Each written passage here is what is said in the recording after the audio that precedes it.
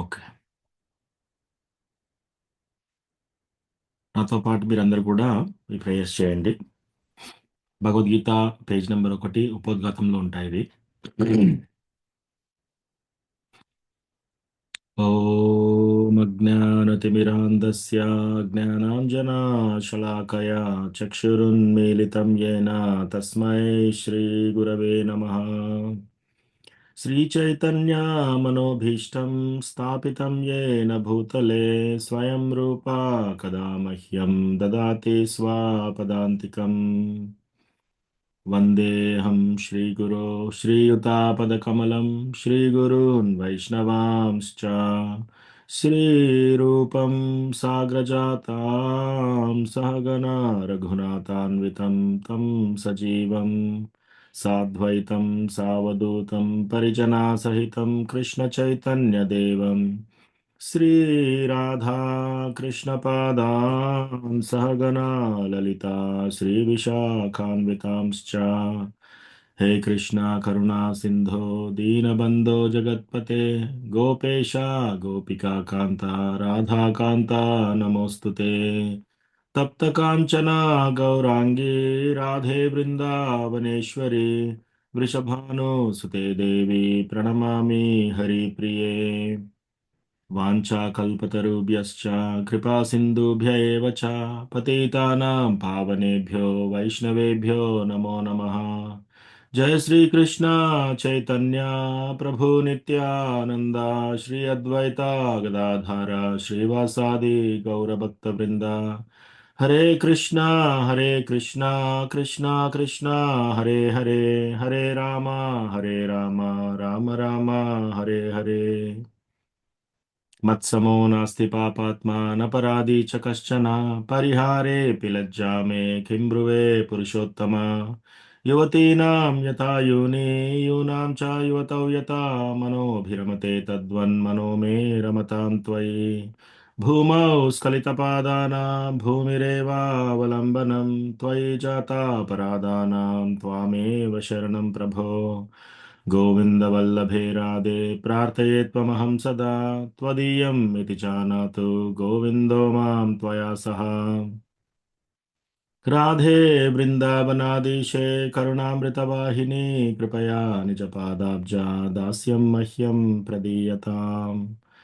त्रिनादपि सुनीचेन तरोरपि सहिष्णुना मानिना मानदेन कीर्तनीया सदा हरिः। कथञ्चन स्मृते यस्मिन् दुष्करं सुकरं भवेत् विस्मृते विपरीतं स्यात् श्रीचैतन्यं नमामि तम्। संसारदुःखजलधौ प्रथितस्य कामा क्रोधादिनक्रमकरे कवलीकृतस्य दुर्वासना निगडितस्य निराश्रयस्य चैतन्यचन्द्र मम देहि पदावलम्बम्। चैतन्यचन्द्र मम देहि पदावलम्बम्। హరే కృష్ణ. సో ఈరోజు మనం క్లాస్ స్టార్ట్ చేసే ముందు ఎవరికైనా ఏమైనా ప్రశ్నలు, ఏదైనా స్పెషల్ టాపిక్స్ ఏమైనా డిస్కస్ చేయాలని ఉందా?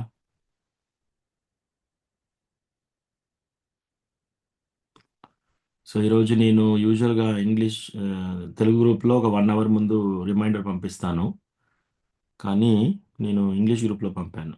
సో అందరూ క్లాస్ లేదనుకున్నారేమో.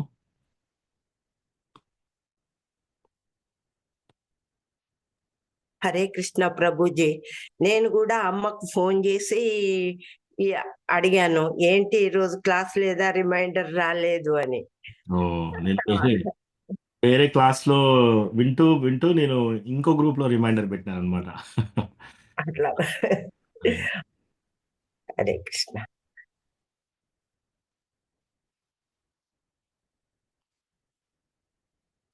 హరే కృష్ణ జ్యోతి మాతాజీ, దండవత్ ప్రణామం. హరే కృష్ణ ప్రభుజీ, దండవత్ ప్రణామం. ఓకే, ఎవరికన్నా ఏమైనా ప్రశ్నలు ఉన్నాయా?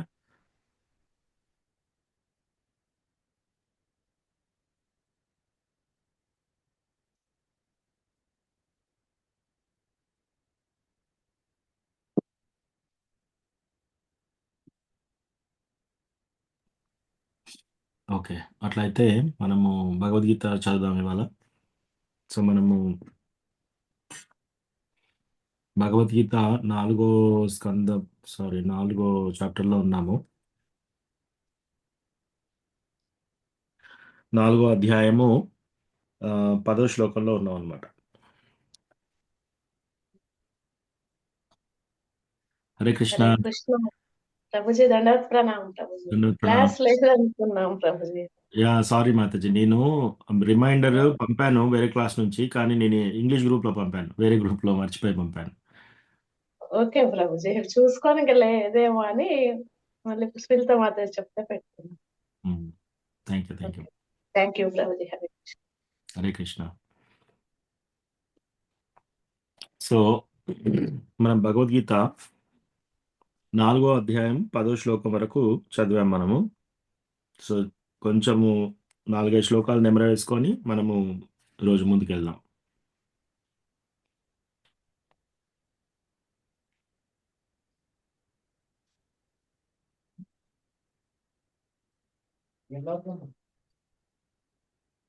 గంట అయితే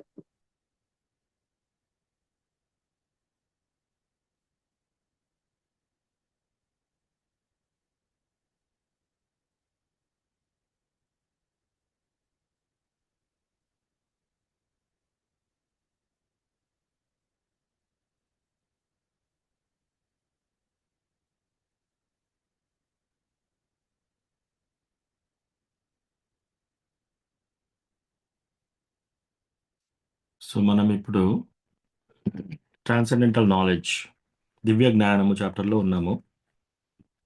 సో దీంట్లో 10 శ్లోకాలు అంటే ఒక 4, 5 తీసుకుందాము. Yeah.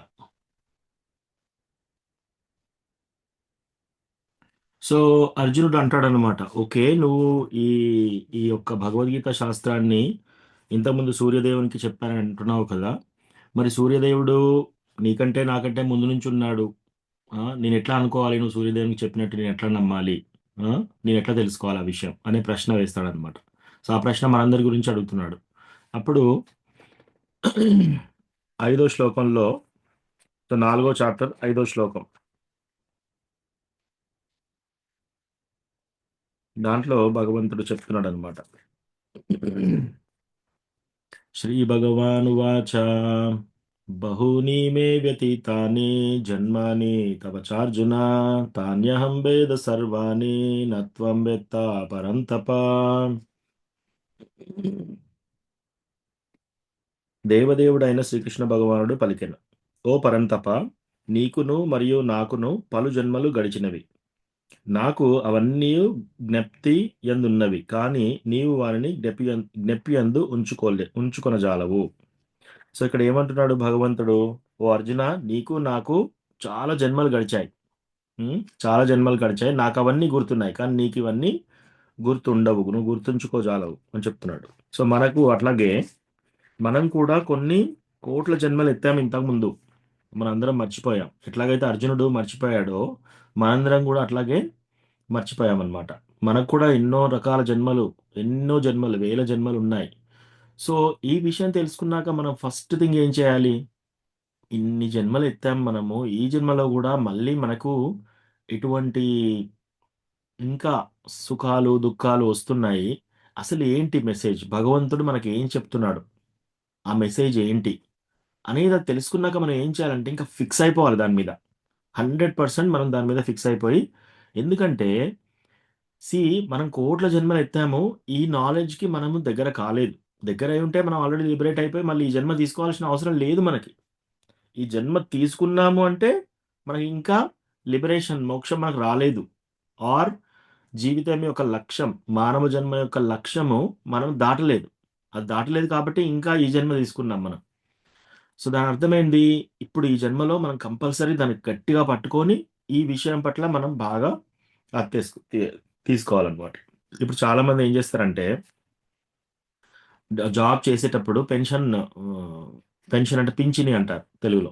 So pension account open చేసి దాంట్లో డబ్బు దాస్తారనమాట. ఎందుకు, ఓల్డ్ ఏజ్లో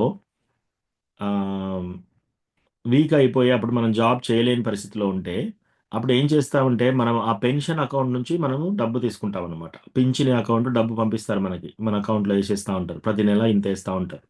సో, దాన్ని మనం వాడుకోవచ్చు. ఆ! హరే కృష్ణ మహేష్ పాలక ప్రభు దండవత్ ప్రణామ్.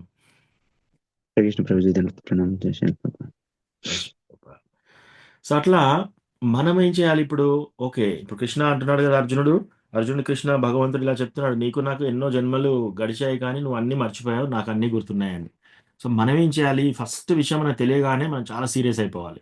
ఓహ్! ఎన్ని జన్మలు ఎత్తామా మనం. రైట్? అన్ని జన్మలలో ఉంటాయి సుఖాలు, దుఃఖాలు. ఎస్పెషల్లీ మీరు ఓల్డ్ ఏజ్ బాగా ముసలితనానికి వచ్చిన వాళ్ళని అడిగితే రకరకాల హెల్త్ ప్రాబ్లమ్స్. వాళ్ళకు 20 సంవత్సరాలు ఉన్నప్పుడు వాళ్ళు చాలా ఫాస్ట్‌గా మా అమ్మమ్మ ఒక స్టేట్మెంట్ చెప్పేది. నా కాళ్ళు ఆమెకు బాగా కాళ్ళ నొప్పులనమాట. సో, చిన్నప్పుడు ఊకే అనేదనమాట. ఎట్లా? నా కాళ్ళు సరిగ్గా ఉంటే నేను తిరుపతి మెట్లెక్కి నడిచి వెళ్ళేదాన్ని. ఆ! సో, అట్లా చాలా సార్లు చెప్పిందనమాట. అంటే ఆమె 20 సంవత్సరాలు, 30 సంవత్సరాలు, 40 సంవత్సరాలు ఉన్నప్పుడు చాలా యాక్టివ్‌గా ఉంది. చాలా పనులు చేసింది. కానీ ఓల్డ్ ఏజ్ ముసలితనం వచ్చేసప్పటికి కాళ్ళ నొప్పులు, చేతుల నొప్పులు, ఏది సహకరించకపోవడము, వీక్‌నెస్సు, రకరకాల హెల్త్ ప్రాబ్లమ్స్. ఇంకా అవి మనము అంత దూరం వెళ్ళలేదు. ఆ! కొందరు ఆల్రెడీ అంత దూరం వెళ్తున్నారు. సో, ఇప్పుడు మనకు తెలుస్తుంది, అర్థమైతుంది. కానీ ఇప్పుడేం చేయాలి మనం? ఆల్రెడీ ఇవన్నీ మనం భరిస్తున్నాం. ఆ! ఇప్పుడు మనం చాలా సీరియస్ తీసుకోవాలి దీన్ని. ఎంత సీరియస్‌గా తీసుకోవాలంటే, మన జీవితం యొక్క మొదటి లక్ష్యం ఇదే ఉండాలి. తర్వాతనే ఏదైనా సరే. మొదటి లక్షణం ఫస్ట్ భగవంతుని యొక్క భక్తి. ఆ తర్వాతనే వేరే ఏదైనా. నువ్వు హెల్త్ ఎంత జాగ్రత్తగా కాపాడుకున్నా సరే, ఒక సర్జరీ మొత్తం చేయించుకున్నా సరే, మళ్ళా ఫిక్స్ చేసుకున్నా సరే నీ బాడీ, మళ్ళీ ఏమవుతుంది? మళ్ళీ ఎప్పుడో 4, 5 సంవత్సరాలు, 10 సంవత్సరాల తర్వాత మళ్ళొక ప్రాబ్లమ్ వస్తది. ఓకే. మళ్ళీ ఫిక్స్ చేసుకున్నారు. మళ్ళొక 5 సంవత్సరాల్లో మళ్ళీ ప్రాబ్లమ్ వస్తది. 100% గ్యారంటీ. ఏదో ఒకటి వస్తూనే ఉంటుంది. ప్రాబ్లమ్స్ అనేది గ్యారంటీ. ఎప్పుడో ఒకప్పుడు మనం కంపల్సరీ మరణిస్తాం. అది 100% గ్యారంటీ అది కూడా. కొందరు 10 సంవత్సరాలు కావచ్చు, కొందరు 50 సంవత్సరాలు కావచ్చు, కొందరు 30 సంవత్సరాలు కావచ్చు. కొందరు నెక్స్ట్ కొన్ని నెలల్లో కూడా కావచ్చు. అయితే మనం ఏం చేయాలి? ఈ టైం మనకు ఉన్నప్పుడే మనము ఎస్పెషల్లీ యవ్వనంలో ఉన్నప్పుడే, ఎస్పెషల్లీ మనకి మైండ్, బాడీ సరిగ్గా పనిచేస్తున్నప్పుడే మనం ఈ భక్తి సరిగ్గా చేయాలన్నమాట. సో, అట్లా చేస్తే ఏమవుతుందంటే, మనం ఈ జన్మ, మృత్యు సైకిల్ నుంచి బయటపడొచ్చు. ఇంకో జన్మ లేకుండా చేసుకోవచ్చనమాట. అది మెయిన్ ఉద్దేశ్యం. ఆ జీవితం యొక్క లక్ష్యం. ఓకే. ఇంకా చూద్దాము. భగవంతుడు ఏం చెప్తున్నాడో. సో, ఐదో శ్లోకంలో ఏం చెప్తున్నాడు? నీవు నేను ఎన్నో జన్మలెత్తాము. నాకన్నీ గుర్తున్నాయి కానీ నువ్వన్నీ మర్చిపోయావు. ఆరో శ్లోకం. అజోపి సన్ అవ్యయాత్మా భూతానామీశ్వరోపి సన్ ప్రకృతిం స్వామధిష్టాయ సంభవామ్యాత్మమాయయా. జన్మ లేని వాడైనను నా దివ్య దేహము ఎన్నడూను నశింపనిదైనది. సకల జీవులకు ప్రభువైన ఆది అయిన దివ్య రూపముతో నేను ప్రతి యుగమునందు అవతరింతును. సో, ఇక్కడ ఏమంటున్నాడు భగవంతుడు? జన్మ లేని వాడైనను నాకు జన్మించాల్సిన అవసరం లేదు. నాకు జన్మ అనేది లేదు. భగవంతుడే చెప్తున్నాడు ఇక్కడ. జన్మ లేని వాడైనను నా దివ్య దేహము ఎన్నడూ నశింపదు. సో, భగవంతుడి యొక్క దివ్య దేహము ఎప్పుడూ నశించిపోదు. సో, చాలామంది కొందరు ఏమంటారంటే ఒక బోయవాడు బాణమేసాడు. బాణమేస్తే ఆఫ్‌కోర్స్ ఇవన్నీ ఈ లీల గూడా భగవంతుడు చేశాడు. ఆ! ఆయన లీల ముగించుకోవడానికి. కానీ ఆయన దేహం మరణించింది అనుకోకూడదు. సో, కొందరు వేరే ఫిలాసఫీస్ వాళ్ళు ఏం చేస్తారంటే, కృష్ణ చాలా పవర్‌ఫుల్ పర్సన్. ఆయనకి ఇలా చెట్టు మీద పడుకొనుంటే ఒకరు బాణం వేసేస్తారు ఆయన కాలుకి. అలా చనిపోతాడని చెప్పేసి. సో, ఎక్కడన్నా మీరు చూసారా? కాలుకు ఆహ్, చిన్న దెబ్బ తగిలి చనిపోవడం అనేది ఎక్కడ ఉండదు. రైట్? కానీ ఆ లీల భగవంతుడు చేశాడనమాట. నా దివ్య దేహము ఎన్నడూ నశింపనిదైనను సకల జీవులకు ప్రభువైన, ఆది అయిన, అందరి జీవులకు నేనే ప్రభువుని అంటున్నాడు ఇక్కడ. సకల జీవులకు ప్రభువైన నేను, ఆది అయిన, అందరికంటే మొదటివాడైన నేను, దివ్య రూపముతో నేను ప్రతి యుగమునందు అవతరింతును. ఇది ఇంపార్టెంట్. దివ్య రూపం. సంభవాం ఆత్మమాయయ. హ్మ్. భూతానాం ఈశ్వరోపి సన్ ప్రకృతిం స్వాం అధిష్టాయ సంభవాం ఆత్మమాయయ. సో, భగవంతుడు ఎలా వస్తున్నాడు? ఆయనే ప్రతి యుగమునందు అవతరిస్తున్నాడు. ఎలా? దివ్య రూపంతో. అది చాలా ఇంపార్టెంట్. ఎందుకంటే మనకి ఎప్పుడైతే జన్మ కర్మ చ మే దివ్యం ఏవం యో వ్యక్తి తత్వతః త్యక్త్వా దేహం పునర్జన్మ నైతి మామేతి సో అర్జున. ఈ శ్లోకం మనం చూసాం. ఎప్పుడైతే మనం భగవంతుడి యొక్క అపియరెన్స్, ఆయన ఎలా అవతరిస్తాడు, ఆయన అవతారాన్ని ఎలా ముగిస్తాడు, ఆయన లీల ఎలా చేస్తాడు, ఈ విషయాలు తెలుసుకుంటే మనకు పునర్జన్మ ఉండదు. ఆ శ్లోకంలో చెప్తున్నారు. సో ఇక్కడ భగవంతుడు ఎలా వస్తున్నాడని చెప్తున్నారు? ఆయన యొక్క దివ్య రూపంతో వస్తున్నారు. సో చాలా మంది వేరే వాళ్ళు ఏమంటారంటే కృష్ణ వచ్చినా కూడా ఈ ప్రకృతి త్రిగుణాలకు లోబడి ఉంటాడు అంటున్నారు. అది తప్పు. సో అట్లా భగవంతుడు ఎప్పుడు కూడా ఈ ప్రకృతి త్రిగుణాలకి మనలాంటి ప్రాబ్లమ్స్కి లోబడి ఉండడు అనమాట ఆయన. అట్లా ఉంటే ఆయన గోవర్ధనగిరి ఎలా ఎత్తుతాడు, పాము మీద ఎలా డ్యాన్స్ చేస్తాడు, మనం ఎవరైనా చేయగలుగుతాం అలా? సో అట్లా అన్నీ చూపించినా కూడా చాలామంది వాళ్ళు భక్తిలో ఉన్నట్టు చెప్పుకుంటూ కొందరు రూపం లేని దేవుణ్ణి పూజిస్తున్నారు, కొందరు భగవంతుడు వచ్చినా ఆయనే ప్రకృతి గుణాల్లో ఉంటారంటారు, కొందరు నేనే భగవంతుని మర్చిపోయాను, నేను చనిపోయినాక మళ్ళీ భగవంతుని అవుతానని కొందరు. ఇలాంటి ఊహాగానాలతో చాలామంది ఉంటారనమాట. సో మనం అవన్నీ తీసుకోకుండా భగవంతుడు చెప్పింది యాజ్ ఇట్ ఈస్ మనం తీసుకోవాలి. సో ఇక్కడ ఏమంటున్నాడు? నా యొక్క దివ్య రూపంలో నేను అవతరిస్తాను. ఓకే, 7వ శ్లోకం. యదా యదా హి ధర్మస్య గ్లానిర్భవతి భారత అభ్యుత్థానమధర్మస్య తదాత్మానం సృజామ్యహం. ఓ భరత వంశీయుడా, ఎప్పుడెప్పుడు మరియు ఎచ్చట ఎచ్చట ధర్మముకు హాని కలుగునో మరియు అధర్మము వృద్ధి నొందునో ఆ సమయమున నేను అవతరింతును. సో భగవంతుడు ఎప్పుడొస్తాడంట?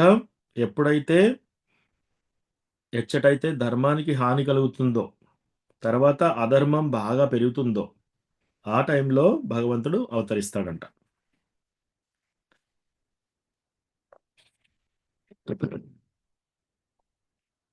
8వ శ్లోకం. ఎందుకు అవతరిస్తాడు భగవంతుడు? ఇక్కడ చెప్తున్నాడు. పరిత్రాణాయ సాధూనాం వినాశాయ చ దుష్కృతాం ధర్మ సంస్థాపనార్థాయ సంభవామి యుగే యుగే. భగవంతుడు ఎందుకు వస్తాడట?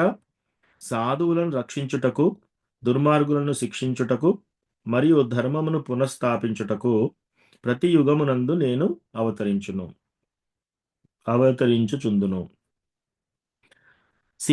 భగవంతుడు ఇక్కడికి రావాల్సిన అవసరం లేదు. భగవంతుడు ఒక ఏజెంట్ని పంపించవచ్చు.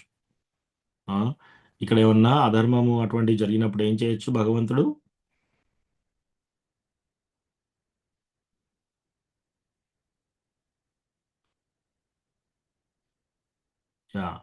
సో భగవంతుడు ఏం చేయొచ్చు? ఆయన ఒక ఏజెంట్ని పంపించవచ్చు. ఎవరన్నా ఒక దేవతని కానీ దేవుణ్ణి కానీ పంపించేస్తే ఆ ప్రాబ్లమ్స్ ఈజీగా సాల్వ్ చేయొచ్చు ఆయన. కానీ భగవంతుడే ఎందుకు వస్తున్నాడు? అక్కడ ఒక సీక్రెట్. భగవంతుడు ఎందుకు వస్తున్నాడంటే మనందరికీ లీలలు చెప్పి చూపిస్తున్నాడు అనమాట. ఆ లీలలు చేస్తున్నాడు. ఇప్పుడు భగవంతుడు రామచంద్రుడిగా వస్తే మనం ఏమనుకుంటున్నాము? ఓ రామచంద్రుడు మర్యాద పురుషోత్తముడు, రామచంద్రుడు ఇలా వచ్చాడు, ఈ లీల చేశాడు, తండ్రి మాట నిలబెట్టడం కోసం ఆయన అడవులకు వెళ్ళిపోయాడు, ఆ తర్వాత భార్యను రక్షించడానికి మొత్తం యుద్ధం ఆయన లైఫ్ పరంగా పెట్టి యుద్ధం చేశాడు. ఇదంతా ఒక ఎగ్జాంపుల్. సో ఇవన్నీ ఆయనే ఎంత ఎంత అందంగా ఉండేవాడు, ఎంత మంచి క్యారెక్టర్ ఉంది ఆయనకి, ఇవన్నీ డీటెయిల్స్ మనకు భగవంతుడు వచ్చాడు కాబట్టి అర్థమవుతున్నాయి. కానీ రావణాసురుడిని చంపడానికి ఎవరినో ఒక పెద్ద దేవుణ్ణి అలా పంపించేసిస్తే పని అయిపోతుంది చాలా ఫాస్ట్‌గా. లేదా రావణాసురుడి హృదయం నుంచి పరమాత్మగా వెళ్ళిపోయాడనుకో, అప్పుడు కూడా ఆయన చనిపోతాడు. అసలు భగవంతుడు అవతరించాల్సిన అవసరం లేదు. ఇక్కడ ఏంటి? పరిత్రాణాయ సాధూనాం, నా యొక్క సాధువులను రక్షించడం కోసం, వినాశాయ చ దుష్కృతాం, ఈ దుష్కృతులను శిక్షించడం కోసం, ఈ 2 విషయాలు చేయడం కోసం భగవంతుడు మళ్ళీ సంభవామి యుగే యుగే, ప్రతి యుగంలో వస్తున్నాడు అనమాట.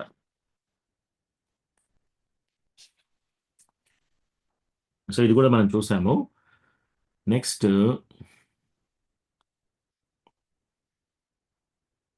9వ శ్లోకం. హరే కృష్ణ ప్రభుజీ, ప్రణామాలు. దండోత్ ప్రణాम राधिका माता जी, దండోత్ ప్రణాम हरे कृष्णा। विजय रघुनाथ प्रभु, దండోత్ ప్రణాम హరే కృష్ణ ప్రభు దండవతం. हरे कृष्णा। సో ఇక్కడ రెండు రీజన్స్ చెప్పారనమాట. వినాశాయ చతుష్కృతాం, దుర్మార్గులను శిక్షించడం ప్లస్ డివోటీస్ని రక్షించడం. ఈ రెండు కారణాల్లో భగవంతుడు ప్రతి యుగంలో వస్తున్నాడు అనమాట. ఇంకోటి భగవంతుడు ఎందుకు వస్తాడని నెక్స్ట్ శ్లోకంలో ఇంకా క్లియర్ అవుతుంది. చాలా ఇంపార్టెంట్ శ్లోకం. ఈ శ్లోకం అర్థం చేసుకొని మనం దాన్ని తీసుకున్నాం అనుకో, ఎలా భగవంతుడు అవతరిస్తాడు, మనకు పునర్జన్మ ఉండదు. ఏంటది? 9వ శ్లోకం. జన్మ కర్మ చ మే దివ్యం ఏవం యో వేత్తి తత్వతః త్యక్త్వా దేహం పునర్జన్మ నైతి మామేతి సోర్జున. పునర్జన్మ నైతి మామేతి సోర్జున. పునర్జన్మ లేకుండా ఎవరికంట? త్యక్త్వా దేహం పునర్జన్మ. ఈ దేహాన్ని వదిలేసినాక ఇంకా పునర్జన్మ ఉండదంట. ఎవరికి? జన్మ కర్మ చ మే దివ్యం. అది మీనింగ్ చూద్దాం. ఓ అర్జున, నా జన్మము మరియు కర్మల దివ్యత్వంను తెలుసుకొనువాడు శరీర త్యాగము పిమ్మట తిరిగి ఈ భౌతిక జగమునందు జన్మింపక నా శాశ్వతమైన ధామాన్ని పొందగలడు. సింపుల్. ఏంటి ఏమన్నాడు ఇక్కడ?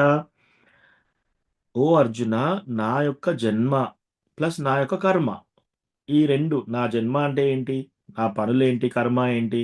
ఈ దివ్యత్వమును ఎవరైతే తెలుసుకుంటారో, నేను ఎలా వస్తాను, నేను పనులు ఎలా చేస్తాను, నేను ఎలా వెళ్ళిపోతాను, ఇవి ఎవరు తెలుసుకుంటారో శరీర త్యాగం చేసిన తర్వాత మళ్ళీ వాళ్ళకి పునర్జన్మ ఉండదు. సో మనం కనుక వరాహ అవతారంలో భగవంతుడు ఎందుకు వచ్చాడు, ఆయన ఏం చేశాడు, ఆయన కర్మ ఏం చేశాడు, ఆ దివ్యత్వాన్ని తెలుసుకున్నాం అనుకో, మనకు పునర్జన్మ ఉండదు. ఒకవేళ మనము వామనదేవ్ ఎందుకు వచ్చాడు, ఆయన ఏం లీల చేశాడు, అవి మనకు అర్థమైపోతే, ఆ దివ్యత్వం అర్థమైపోతే మనకు పునర్జన్మ ఉండదు. రామచంద్ర భగవానుడు, రామచంద్ర ఎందుకు వచ్చాడు, ఆయన లీల ఏం చేశాడు, ఆ దివ్యత్వం ఏంటి, అది తెలుసుకున్నా కూడా మనకు పునర్జన్మ ఉండదు. అంటే మనం పోయిన జన్మల వరకు మనం ఇవన్నీ దివ్యత్వం కరెక్ట్గా తెలుసుకోలేదన్నమాట. అందుకే మనం ఈ జన్మలో ఉన్నాం. సో ఇప్పుడు మనం ఏం చేయాలి? ఈ సింపుల్, చాలా సింపుల్, ఇది ఈజీ. మనం ఏం చేయాల్సిన అవసరం లేదు. డబ్బు కట్టాల్సిన అవసరం లేదు, శరీరానికి వ్యాయామం చేయాల్సిన అవసరం లేదు, కష్టపడాల్సిన అవసరం లేదు, ఫ్లైట్ బుక్ చేసుకోవాల్సిన అవసరం లేదు, ఏం లేదు. ఇంట్లో కూర్చొని లేదా టెంపుల్కి వెళ్ళి జూమ్ కాల్ ఆన్ చేసి డివోటీస్తో కథ వినడం అంతే. భగవంతుడు కథ వినడం, కథలు వినడం మనకు చాలా ఇష్టం కూడా, రైట్? సో భగవంతుడు ఎలా వచ్చాడు, ఎలా అవతరించాడు, ఆయన ఎంత సౌందర్యంగా ఉంటాడు, ఆయన లీల ఎలా చేస్తాడు, ఆయన యొక్క గొప్పతనం ఏంటి, ఆయన యొక్క విశిష్టత ఏంటి, కరెక్ట్గా మనం తెలుసుకుంటే పునర్జన్మ ఉండదు. అయితే కొందరు వాళ్ళు పండితుల్లాగానే, వాళ్ళు కూడా అయ్యగారులాగానే ఉంటారు, వాళ్ళు కూడా టెంపుల్లో వర్షిప్ చేస్తూ ఉంటారు అంతా. కానీ వాళ్ళు ఏం చేస్తారంటే, కొందరు నిరాకారవాదులు, భగవంతునికి రూపం లేదని కొందరు.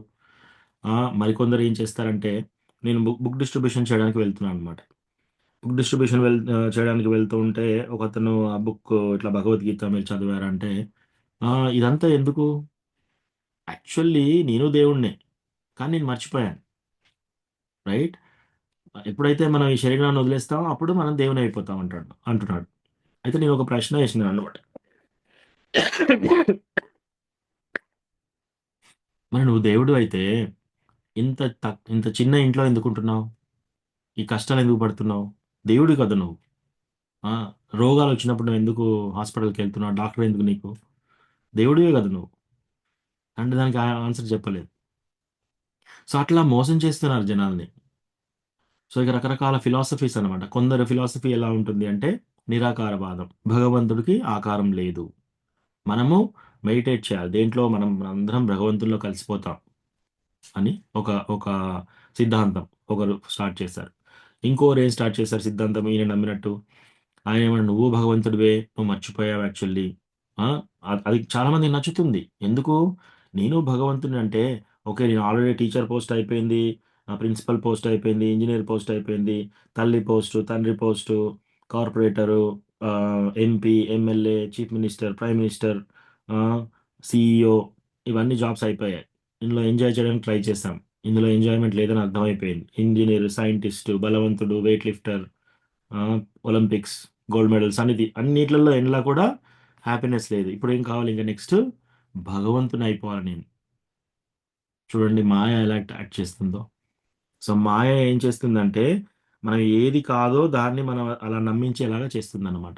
సో ఆ మాయ ఎక్కడ వరకు ఉంది అంటే ఈవెన్ ఈ భక్తి అనే పేరుతో కూడా ఇలాంటి కొన్ని స్కూల్స్ స్టార్ట్ చేశారు. ఆ! కొందరు ఆహ్, హ్మ్. స్వర్గానికి వెళ్ళడం కోసం. ఓకే. స్వర్గానికి వెళ్ళడానికి అవకాశాలున్నాయి. ఈజీయే. కానీ అది పర్మనెంట్ స్థలమా? కాదు. ఒక 10,000 సంవత్సరాలు అక్కడ ఎంజాయ్‌మెంట్ ఉంటుంది. ఆ తర్వాత మళ్ళీ మీరు చనిపోవాల్సిందే. మళ్ళీ జన్మ ఎత్తాల్సిందే. ఆ! స్వర్గం నుంచి డైరెక్ట్ మీరు నరకంలోకి వెళ్ళే ఛాన్స్ కూడా ఉంటుంది. స్వర్గం నుంచి డైరెక్ట్ పశువుగా పుట్టే ఛాన్స్ కూడా ఉంటుంది. ఇంద్రుడు ఒకసారి అయ్యాడలాగా. సో, అప్పుడేమవుతుంది మనం పూర్వజన్మలన్నీ మర్చిపోతాం. మర్చిపోయి మళ్ళీ ఇలా బిహేవ్ చేస్తాం. ఓకే. ఈ జన్మలో మీకు పరపతి ఉంది. ఈ జన్మలో మీకు అవకాశం ఉంది, బలం ఉంది, అన్నున్నాయి. నెక్స్ట్ జన్మలో అవి ఉంటాయనే గ్యారంటీ ఏంటి? నెక్స్ట్ జన్మలో మీకు అసలు ఫస్ట్ ఆఫ్ ఆల్ ఈ తెలివితేటలు ఉంటాయనే గ్యారంటీ ఏంటి? ఒక పశువులాగా జన్మించొచ్చు కదా! అలా జన్మిస్తే మరి మీ పరిస్థితి ఏంది? ఇంకెన్ని జన్మలు ఎత్తాలి మళ్ళీ హ్యూమన్ లైఫ్ రావడానికి? ఈ హ్యూమన్ లైఫ్ ఈ భగవంతుడు మనకు ఏదో కోట్లాది అవకాశం తర్వాత ఈ మనకు మానవ జన్మ ఇస్తే, బుక్కు చదవండి అంటే టైం లేదు. అన్నిటికి టైం ఉంటుంది. కానీ బుక్ చదవడానికి టైం లేదు. చాంటింగ్ చేయడానికి టైం ఉండదు. 16 రౌండ్లంటే కష్టం. ఏకాదశి చేయమంటే కష్టం. అట్లాగే సినిమాలో కూర్చొని 3 గంటలు సీరియల్స్ చూస్తారు. నేను ఒకరింటికి వెళ్ళాను. వాళ్ళ హస్బెండ్ చనిపోయారు. ఆమె చాలా ఓల్డ్ ఆల్రెడీ. సో, నేను చెప్పాననమాట. ఓకే. ఇప్పుడు ఇలా పరిస్థితి మీదుంది గదా! భగవద్గీత, భాగవతం మీరు క్లాస్‌కి రండి అంటే, యాహ్! అవన్నీ నాకు చాలా ఇష్టం. వస్తాను. కానీ నేను ఇంటికి వెళ్ళే వరకు ఒక టీవీ సీరియల్ ఒకటి నడుస్తూనే ఉంది. ఆల్రెడీ భర్త చనిపోయాడు. నువ్వు ఆల్రెడీ 65 సంవత్సరాలు వచ్చేసావు. ఇంకా టీవీ సీరియల్స్ పెడుతున్నావు. ఒక క్లాస్‌కి కూడా రాలేదు. ఒక్క శ్లోక కూడా చదవలేదు. సీ ఇది ఇలా ఎలా అవుతుందంటే ఆహ్, ఆహ్, ఆహ్, ఆమె భర్త చనిపోకముందు ఆయనే 70 సంవత్సరాలు. ఆయన ఒకసారి వచ్చినప్పుడు, "మీరు ఆల్రెడీ రిటైర్ అయ్యారు. మీరు ఇప్పుడు భగవద్గీత మీద ధ్యానం పెట్టండి" అంటే, ఇంకేం పనుంది మనకి ఇంకా మొత్తం అదే భగవద్గీతనే. ఆ మాట అన్నాడు కానీ అది అది నిజంగా అలా చేయట్లేడు. అలా అంటున్నాడు. కానీ అలా చేయట్లేడు. ఒకసారి బయట ప్రాపంచిక వ్యక్తులను తీసుకొని టెంపుల్‌కి తీసుకొచ్చారు. వాళ్ళందరూ ఏజ్డ్ గ్రూప్స్. అందరికి ఆల్‌మోస్ట్ 65, 70లో ఉన్న రిటైర్మెంట్ అయిపోయారు. ఒకతనొచ్చేసి "నేను చాలా పెద్ద కృష్ణ భక్తుడిని తెలుసా" అని అంటున్నాడు. ఓకే. Very good. చాంటింగ్ చేస్తారంటే లేదు అంటున్నాడు. ఓకే. మరి మీరేం భక్తులు? భక్తులంటే ఏంటి? కృష్ణ నాకు తెలుసు. ఓకే. మరి కృష్ణ నీకు తెలిస్తే నువ్వు ఇలా ఎందుకు అయితున్నావు?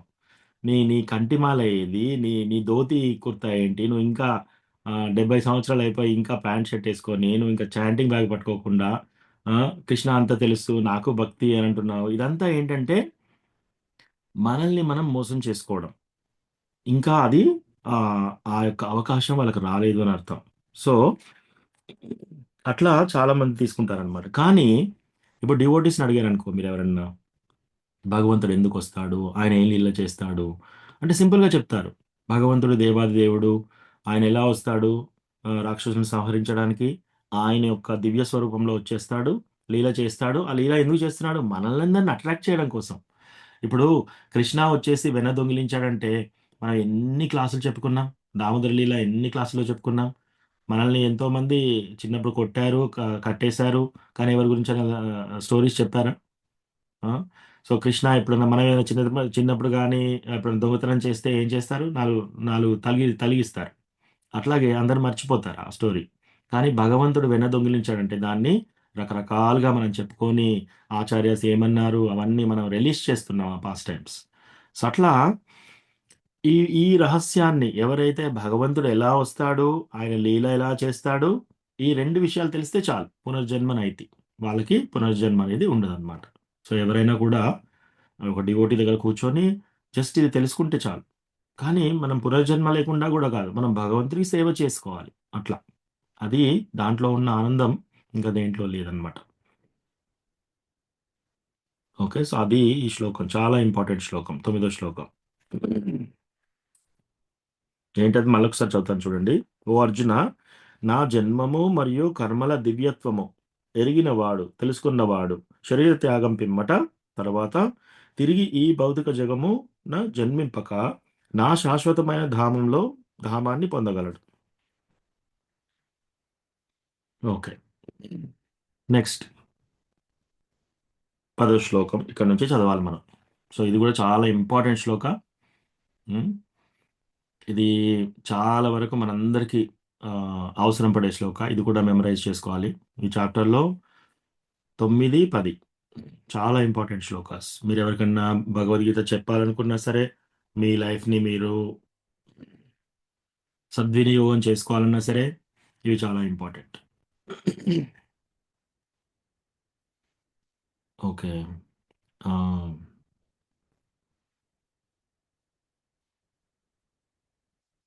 ఓకే. ఎవరు చదువుతారు? విజయ్ రఘునాథ్ ప్రభు మీరు చదవగలుగుతారా ప్రభు? ఎస్ ప్రభు. హ్మ్. 10 వీతరాగ భయక్రోధా వీతరాగ భయ క్రోధా క్రోధ మన్మయా మాముపాశ్రితాః మన్మయా మాముపాశ్రిత బహవో జన్మ తపసా భావో జ్ఞాన తపసా బహవో జ్ఞాన తపసా బాహో జ్ఞాన తపసా పూతా మద్భావమాగతాః. భూతమద్భావమాగతః. థ్యాంక్ యూ ప్రభు. సో దీన్ని ఏమంటున్నాం ఇక్కడ? Being freed from attachment, fear and anger, being fully absorbed in me and taking refuge in me, many persons in the past became purified by knowledge of me, and thus they all attained transcendental love for me.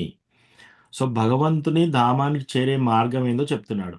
ఏమేమి అధిగమిస్తే మనం భగవంతుని ధామానికి వెళ్తున్నాడో చెప్తున్నాడు ఈ శ్లోకంలో. అదేంటో చూద్దాం. ప్రభు మీరు తాత్పర్యం చదవండి. తాత్పర్యంగా ఉమ్. ఆసక్తి భయము క్రోధము నుండి ముక్తులై నాయందే సంపూర్ణంగా మగ్నులై నాకు శరణుజొచ్చి పూర్వము ఎంతో మంది నన్ను గురించిన జ్ఞానంతో పవిత్రులయ్యారు. ఆ విధంగా వారందరూ నా పట్ల దివ్యమైన ప్రేమను పొందారు. Thank you for thank you ప్రభు. సో ఇక్కడ చూద్దాం మనము వీత రాగ భయ క్రోధ మనందరికీ ఉంటాయన్నమాట. మన ఫ్యామిలీ మెంబర్స్లో ఇది చాలా మంచిగా రిలేట్ చేసుకోవచ్చు. ఒకటి రాగము. రాగము అంటే ఏంటి? అనురాగం, ప్రేమ. ప్రేమ అంటే నిజమైన ప్రేమ కాదు, అది అనురాగం. ఏంటి అనురాగం? ఓకే, అక్క చెల్లెళ్ళ పట్ల అనురాగం, తల్లి కొడుకు పట్ల అనురాగం, భార్యాభర్తల పట్ల అనురాగం, దీన్ని రాగం. ఎవరన్నా ఈ ప్రాపంచిక లైఫ్లో మీకు నచ్చిన వ్యక్తులు ఉన్నారు అంటే రాగం, వాళ్ళ మీద రాగం ఉంది, అనురాగం ఉంది. భయం. భయం అంటే ఏంటి? ఓ నాకు ఆపరేషన్కి వెళ్తున్నాను, నాకు సక్సెస్ అవుతుందా, ఫెయిల్ అవుతుందా, నా హెల్త్, నేను చనిపోతానా, నా పిల్లలకి ఏమన్నా అవుతుందా, ఎవరికన్నా ఏమైనా యాక్సిడెంట్ అవుతుందా, నాకేమైనా హాని జరుగుతుందా, భయం. రాగము భయం. క్రోధం, కోపం వస్తుందా. సో ఈ మూడు మనం తెలుసుకోవాలి. ఈ మూడు మనకి ఇంకా ఉన్నాయనుకో, మనం ఇంకా ఈ ప్రాపంచిక లైఫ్లో ఉండాలి అని నిర్ణయించుకుంటున్నామని అర్థం. సో ఈ మూడింటిని మనం అధిగమించాలి. రాగము భయము క్రోధము నుండి విడివడి, వీటి నుంచి విడివడి అంటే వీటి నుంచి విడిపోయి, నా యందు సంపూర్ణంగా మగ్నులై అంటే కృష్ణ భగవాని యందు సంపూర్ణంగా మగ్నులై నాకు శరణుజొచ్చిన భగవంతుడు శ్రీకృష్ణ భగవానునికి శరణుజొచ్చిన కారణముగా పూర్వము పలువురు నా యొక్క జన్మముచే పవిత్రులై నా దివ్య ప్రేమను పొందగలిగిరే. సో భగవంతుడు ఏమంటున్నాడు? పూర్వం చాలా మంది, ఎంతో మంది, వేలాది మంది నా యొక్క జన్మముచే అంటే భగవంతుడు వచ్చినప్పుడు ఏం చేస్తాం మనం? భగవంతుని యొక్క లీల చదువుకుంటాం.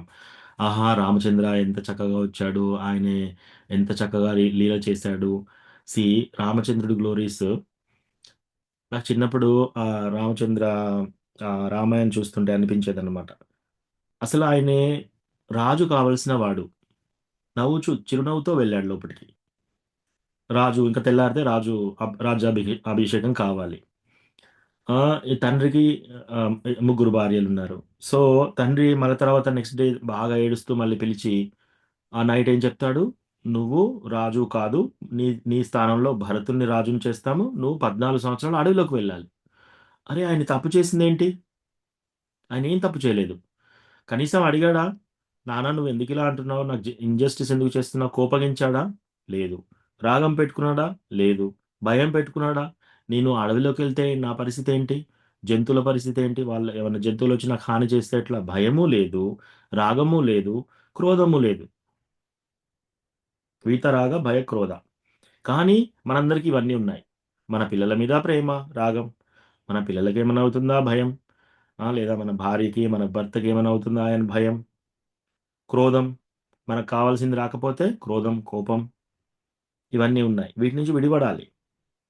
రాగము, భయము, క్రోధము నుండి విడివడి నాయందు సంపూర్ణంగా మగ్నులై భగవంతుడు ఆయన శరణుజొచ్చిన కారణముగా కృష్ణ భగవాను యొక్క ఆయన ఆయన యందు సంపూర్ణంగా మగ్నులం అయిపోయి ఆయన శరణు తీసుకొని పూర్వం చాలా మంది ఈ యొక్క జ్ఞానముచే భగవంతుని యొక్క ఈ జ్ఞానం, ఈ భగవంతుడు ఎలా వస్తాడు, ఈ భగవంతుడు అనే ఈ తత్వాన్ని తెలుసుకొని వాళ్ళేంటి పవిత్రులైపోయి దివ్యధామాన్ని పొందారంట. అట్లా మనం పొందాలంటే ఈ 3 వదిలేయాలి మనం. ఏంటవి? రాగము, భయము, క్రోధం. మీరు చూసుకోండి. మీకెవరి పట్ల రాగం ఉంది? ఈ ప్రాపంచిక లైఫ్‌లో ఎవరి మీదో ఒకరి మీదనో ఉంటుంది. సో, అది శాశ్వతం కాదని మనం తెలుసుకోవాలి. భయం గూడా వదిలేసేయాలి. మూడోది క్రోధం. సో, మనకు ఎప్పుడన్నా ఎవరన్నా ఒక మాట అంటే మనకు కోపం వస్తుంది అంటే దాని అర్థం ఏంటి? ఇంకా మన ఫాల్స్ ఇగో యాక్టివ్‌గా ఉంది. మనం ఇంకా వర్క్ చేసుకోవాలి. సో, ఏంటి చూసుకోవాలి మీరు. ఒక దశాబ్దం, 10 సంవత్సరాల కింద ఎవరన్నా మిమ్మల్ని అంటే మీరెంత బాధపడుతున్నారు? ఎంత కోపమొస్తుంది?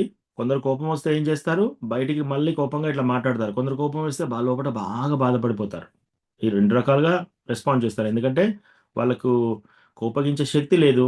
కాబట్టి లోపటనే బాధపడుతుంటారు. సో, అట్లా మీకు ఇంకా అవుతుందా? ఇంకా అవుతుందంటే మీరు నెక్స్ట్ జన్మకు రెడీ అవుతున్నారు.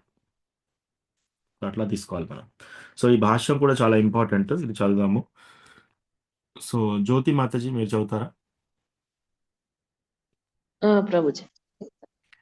జ్యోతి రూప కమలా మాతాజీ మీరు తర్వాత చదవండి. ఇంకో జ్యోతి మాత చేద్దాం. ఓకే. చదువుతాను ప్రభుజీ. యాహ్! మాతాజీ మీరు ఒక్క పారాగ్రాఫ్ చదవండి. ఓకే. ఒక పారాగ్రాఫ్ అంతా చదివి లాస్ట్ ఆ భక్తి యోగపు అక్కడ జ్యోతి రూప మాతాజీకి ఇవ్వండి. ఓకే ప్రభుజీ. హ్మ్. పైన వర్ణించబడినట్లు అతిగా భౌతికత్వంతో ప్రభావితుడైన వ్యక్తికి పరతత్వం యొక్క రూప స్వభావాన్ని అర్థం చేసుకోవడం చాలా కఠినం. సాధారణంగా దేహభావనకే అనురక్తులైన జనులు భౌతికత్వం పట్ల ఎంతగా ఆకర్షితులవుతారంటే భగవంతుడు రూపరహితుడు అనే విషయం అర్థం కావడం దాదాపుగా వారికి అసంభవము. ఒక నిమిషం మాతాజీ. సో, మనం ఓకే. స్లోగా అర్థం చేసుకుందాము. సో, పైన వర్ణించబడినట్టు రాగము, భయము, క్రోధము ఈ భౌతిక భావన యందు మగ్నమైన వారు. ఏది భౌతిక భావం పైన మగ్నమైన వారంటే ఎగ్జాంపుల్ చెప్తాను మీకు. మనం ఏంటి వార్తా విశేషాలు, న్యూస్ పేపర్ చదవడము, ఎవరు చీఫ్ మినిస్టర్, ఎవరు ప్రైమ్ మినిస్టర్, ఎవరు ఫైనాన్స్ మినిస్టర్, ఈ పేర్లు అడిగామనుకోండి గనగనగన చెప్పేస్తారు. సినిమా డైరెక్టర్ ఎవరు, హీరో ఎవరు, హీరోయిన్ ఎవరు, అందులో జోకర్ ఎవరు, మ్యూజిక్ డైరెక్టర్ ఎవరు, ఇవన్నీ పేర్లు చెప్తారు. భగవంతుడి గురించి ఏదైనా అడిగామనుకోండి భగవంతుడి యొక్క తండ్రి, తాత, ఆయన ఏ వంశంలో పుట్టాడు, ఎప్పుడు పుట్టాడు, ఏ యుగంలో పుట్టాడు, ఏది తెలియదు. సో, అట్లా అనమాట. అదొకటి. వాళ్ళకంట ఈ భగవంతుని యొక్క రూప సహిత తత్వమును అవగతం చేసుకోవడం అతి కష్టమైన పనంట. దేహాత్మ భావము యందే వాళ్ళకు వాళ్ళ యొక్క దేహం, వాళ్ళ యొక్క శరీరం మీదనే వాళ్ళకి ఆ బంధం దాని మీద ఉండి సాధారణంగా ఏంటంట వాళ్ళు భగవంతుడు రూపసహితమై ఉన్నాడు అనేది అనుకోవడమే చాలా కష్టం అంటారు. భగవంతుడు కూడా రూపం ఉంది అనేది వాళ్ళకి చాలా కఠినంగా ఉంటుంది వాళ్ళకి. అంటే భగవంతుడికి రూపం లేదు అనుకునేవాళ్ళు. ఇలా అన్నమాట. ఎస్ మాతాజీ. ఓకే. నశింపనిది, జ్ఞానపూర్ణమైనది, నిత్యానందపూర్ణమైనది అయిన దివ్యదేహము ఒకటి ఉంటుందనైనా అటువంటి లౌకికులు ఊహించలేరు. లౌకిక భావనలో దేహము నశించేది, అజ్ఞానపూర్ణమైనది, పూర్తిగా దుఃఖమయమైనది అయి ఉంటుంది. అందుకే భగవంతుని రూపం గురించి చెప్పినప్పుడు జనసామాన్యము మనస్సులో అదే దేహభావమును ఊహించుకుంటారు. అటువంటి సో ఇక్కడ ఏంటంటే ఇక్కడ ఏంటంటే ఎప్పుడైతే వాళ్ళు భగవంతుని రూపం అని మనం చెప్పడం మొదలు పెట్టామనుకోండి, వాళ్ళు ఏమనుకుంటారు? వాళ్ళు ఎలా ఊహించుకుంటారు? మన రూపం ఎలా ఉంది? మనకు తల ఉంది, మనం ఆలోచిస్తున్నాము, మనకు 2 కళ్ళు, మనకు ఇవన్నీ ఉన్నాయి. సో, మన ఆలోచన ఇట్లా, మన ఫ్యామిలీ మెంబర్స్ ఇట్లా, మన వ్యవహారాలు ఇట్లా కదా! భగవంతుడు కూడా అలాగే అనుకుంటున్నారనమాట. అది తప్పు. యెస్ మాతాజీ. అటువంటి లౌకిక వ్యక్తులకు బ్రహ్మాండమైన విరాట్ రూపమే భగవంతుడు. ఆ రకంగా వారు భగవంతుని నిరాకారుడని తలుస్తారు. అతిగా భౌతికత్వంలో లగ్నమైన కారణంగా వారికి జడ పదార్థము నుండి ముక్తిని పొందిన తర్వాత కూడా రూపాన్ని కలిగి ఉండడమనే భావన భీతిని కలిగిస్తుంది. ఆ! ఆధ్యాత్మిక అది. ఓకే. భీతి అంటే భయం. వాళ్ళకి హ్మ్. భగవంతుడికి రూపమేంది? అసలు వాళ్ళది అది తట్టుకోలేరనమాట. వాళ్ళేమనుకుంటున్నారు? ఈ బ్రహ్మాండం అంతా దేవుడే. అంతా దేవుడే.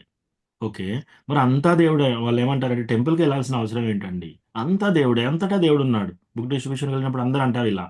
మరి అంతా దేవుడే అయినప్పుడు మరి టెంపుల్‌లో కూడా విగ్రహంలో కూడా దేవుడుంటాడు కదా! అక్కడికి కూడా రావచ్చు కదా! అలా ఒప్పుకోరు వాళ్ళు. అంతా దేవుడైనప్పుడు మరి టెంపుల్‌లో కూడా దేవుడే కదా! అది ఒప్పుకోరు. సో, ప్లస్ వాళ్ళకి ఆ కాన్సెప్ట్ నుంచి వాళ్ళు బయటికి రాలేరనమాట. ఎందుకు? ప్రాపంచిక లైఫ్ మీద బాగా ముడిపడిన వాళ్ళకి అది చాలా సహజంగా అంత ఈజీగా రాదనమాట. యెస్ మాతాజీ. ఆధ్యాత్మిక జీవితము కూడా వ్యక్తిగతమైనది, రూపసహితమైనదని చెప్పినప్పుడు వారు తిరిగి వ్యక్తులుగా కావడానికి భయపడతారు. హ్మ్. అంటే సహజంగా వారు నిరాకార శూన్యంలో ఒక రకంగా లీనం కావడాన్నే ఇష్టపడతారు. సాధారణంగా వారు జీవులను సముద్రంలోనే కలిసిపోయే సముద్ర నీటి బుడగలతో పోలుస్తారు. అదే వ్యక్తిగత రూపము లేకుండా పొందగలిగే ఆధ్యాత్మిక పూర్ణత్వ స్థితి. అది ఆధ్యాత్మిక స్థితి గురించిన పూర్ణ జ్ఞానము లేనట్టి ఒక రకమైన భయంకరమైన స్థితి. ఇంతేకాక ఆధ్యాత్మిక అస్తిత్వము గురించి ఏమాత్రం అర్థం చేసుకోలేని వ్యక్తులు కూడా చాలామంది ఉంటారు. నానా రకాల సిద్ధాంతములచే, పలు తాత్విక కల్పనల విశుద్ధ భావనలచే ఇబ్బంది పడి వారు విసుగు చెంది లేదా కోపం చెంది పరమ కారణం ఏదీ లేదని, చివరికి అంతా శూన్యమేనని మూర్ఖంగా తీర్మానిస్తారు. ఆ! అటువంటి ఓకే. సో, ఇక్కడ కొందరు ఏం చేస్తారు? ఓకే. కొన్ని రోజులు నిరాకారవాదం అంటారు. కొన్ని రోజులు మెడిటేషన్ అంటారు. మెడిటేషన్ దేని మీద చేస్తున్నారు? తెలీదు. దేని మీద చేయకూడదు. మైండ్ కామ్‌గా ఉంచాలి. మైండ్ కామ్‌గా ఉండదు. మెడిటేషన్ ఈ యుగంలో సరిపోదు. సో, మనం ఎన్ని చెప్పినా మనం భక్తిలోకి రండి, ఈ టెంపుల్‌కి రండి అంటే, లేదు లేదు నేను కూర్చొని మెడిటేషన్ చేసుకుంటాను. ఆ మెడిటేషన్ కుదరదు. సో, అట్లా లాస్ట్‌కి చివరికి ఏమో అంతా శూన్యం. శూన్యవాద. అంతా శూన్యం. అంతా జీరో. ఇదంతా జీరో. అంటే ఇప్పుడు ఫర్ ఎగ్జాంపుల్ ఒక తల్లిదండ్రులు బాగా కష్టపడి పిల్లల్ని పెంచి చిన్నప్పటి నుంచి వాళ్ళకి షూస్ కొనిచ్చి, సాక్సులు కొనిచ్చి, చిరు ముద్దలు తినిపిచ్చి, స్కూల్లో చేర్పిచ్చి, డ్రెస్ ఏపిచ్చి, చదువుకొని వాళ్ళు ఇంజినీర్, కలెక్టర్లు అయిపోతారు. అయిపోయినాక అంతా శూన్యమే అని అన్నారనుకోండి. తల్లిదండ్రులకి ఎలా అనిపిస్తుంది? ఇదంతా జీరోనేనా? సో, భగవంతుడు కూడా అలా ఉంటుంది హృదయం. భగవంతుడు కూడా అలాగే అనిపిస్తుంది భగవంతుడికి కూడా.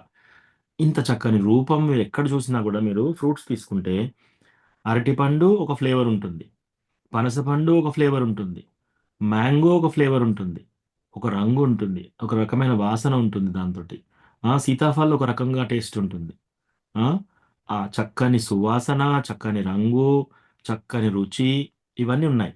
ప్లస్ ఇన్ని రూపాలతో కొన్ని కొన్ని చెట్లు, వాటి పూలు, వాటి సువాసన, ఇన్ని గుట్టలు, ఇన్ని కొండలు, మేఘాలు, ఇంత సీనరీ ఇవన్నీ ఇంత చక్కగా భగవంతుడు సృష్టిస్తే ఇదంతా జీరో అంటారా? అది చాలా హేయమైన విషయం అన్నమాట. సో, అది ఇక్కడ చెప్తున్నారు. యెస్ మాతాజీ. అటువంటి వ్యక్తులు రోగగ్రస్త స్థితిలో ఉన్నట్టివారు. ఆ! ఇంకొంతమంది చాలా ఇంపార్టెంట్. రోగగ్రస్త స్థితి. సో, ప్రభుపాద ఏమంటున్నారు ఇక్కడ? ఇటువంటి వాళ్ళని మనం చూసినప్పుడు ఏంటి? అటువంటి వాళ్ళు రోగగ్రస్త అంటే వ్యాధి చెందిన వాళ్ళు. బాగా రోగంలో ఉన్న వాళ్ళు ఎలా ఉంటారు? అలా ఉంటారనమాట. అలా ఉన్నారు. సో, మనం కూడా ఎలా టెస్ట్ చేసుకోవాలి? మనము దేని విషయంలో బాగా భయపడుతున్నామనుకోండి, మనకు రోగం పెరుగుతుంది అని అర్థం. మనం ఎవరి పట్ల ఈ ప్రాపంచిక వ్యక్తుల పట్ల ప్రేమ, అనురాగాలు బాగా అనురాగం పెరుగుతుంది. నా కొడుకు, నా కోడలు, నా కూతురు, నా చెల్లె, నా అక్క, నా సంపద, నా ఇల్లు, వాటి మీద ప్రేమ, వ్యామోహం ఇవన్నీ ఉంటే ఏంటి రోగం బాగా ముదిరింది అని అర్థం. అట్లాగే వీతరాగ, భయ, క్రోధ, కోపం ఎక్కువగా వస్తుంటే అది కూడా రోగమే. సో ఇది మనం టెస్ట్ చేసుకోవచ్చు. వేరే వాళ్ళు వచ్చి మనల్ని టెస్ట్ చేయాల్సిన అవసరం లేదు. ఎవరన్నా వచ్చి ఒక అనకూడని మాట మనల్ని అన్నారు, చేయకూడని పని ఒకటి చేశారు, మనం ఎంత దిగులు చెందుతున్నాం. మనం దిగులు చెందుతున్నాం అంటే మన ఫాల్స్ ఈగో యాక్టివ్గా ఉంది అంటే మనం ఇంకా కరెక్ట్ చేసుకోవాలి, లేకపోతే మనం ఇంకో జన్మకి రెడీ అవుతున్నాం అని అర్థం. ఇది చాలా కష్టంగా ఉంటుంది, కఠినంగా ఉంటుంది. ఇదే ఎక్సర్సైజ్ మనం చేయాల్సింది. రోజు చాంటింగ్ చేయడం, చాలా మంచిగా చాంటింగ్ చేయడం, భగవంతుని ప్రార్థన మూడ్‌లో చాంటింగ్ చేసి, ఈ రోజు, వారం, నెల మనకు జరిగే ఇవన్నీ మనం అబ్జర్వ్ చేయాలి. అబ్జర్వ్ చేసి ఎన్ని సార్లు కోపం వస్తుంది మనకి. లాస్ట్ 3 నెలల్లో మీరు రాసుకోవాలి. ఒక బుక్‌లో పెట్టుకొని, ఒక బుక్ పెన్ పెట్టుకొని కోపం వచ్చినప్పుడల్లా పాయింట్స్ రాసుకోండి. ఎంత కోపం వచ్చింది? 0-10. బాగా కోపం వస్తే 10 మార్కులేయండి. తక్కువ కోపం వస్తే 1 మార్క్ ఏయండి. మీ కంట్రోల్‌లో ఉన్నారా లేదా? ఎంత బాధ అయితుంది మీకు ఒక విషయం గురించి? 1-10 పెట్టుకోండి. ఇట్లా ఇవన్నీ చూసి ఒక సంవత్సరం పాటు మీకు ఏ మార్పు లేదు. మీకు రాగ, వీత, కోపం ఏది లేదు. భయం లేదు. అప్పుడు మీరు డివోషన్‌లో ప్రోగ్రెస్ అవుతున్నారు. మీరు రోగం తగ్గి డివోషన్‌లో కరెక్ట్‌గా ఉన్నారని అర్థం. అంతవరకు మనం కూడా అవి చేసుకోవాలన్నమాట. యెస్ మాతాజీ. ఇంకొంతమంది జనులు మరీ లౌకికంగా అనురక్తులై ఉండి ఆధ్యాత్మిక జీవనము పట్ల శ్రద్ధ చూపించరు. కొంతమంది యెస్ పరమ మాతాజీ. ఓకే. ఇక్కడ ఏమంటున్నారు? లౌకిక పట్ల బాగా ఇంట్రెస్ట్ ఉంది వాళ్ళకి. ఒక బిజినెస్ గురించి బాగానే చూసుకుంటున్నారు. వార్తా విశేషాలు బాగానే వింటున్నారు. ట్రావెల్ బాగానే చేస్తున్నారు.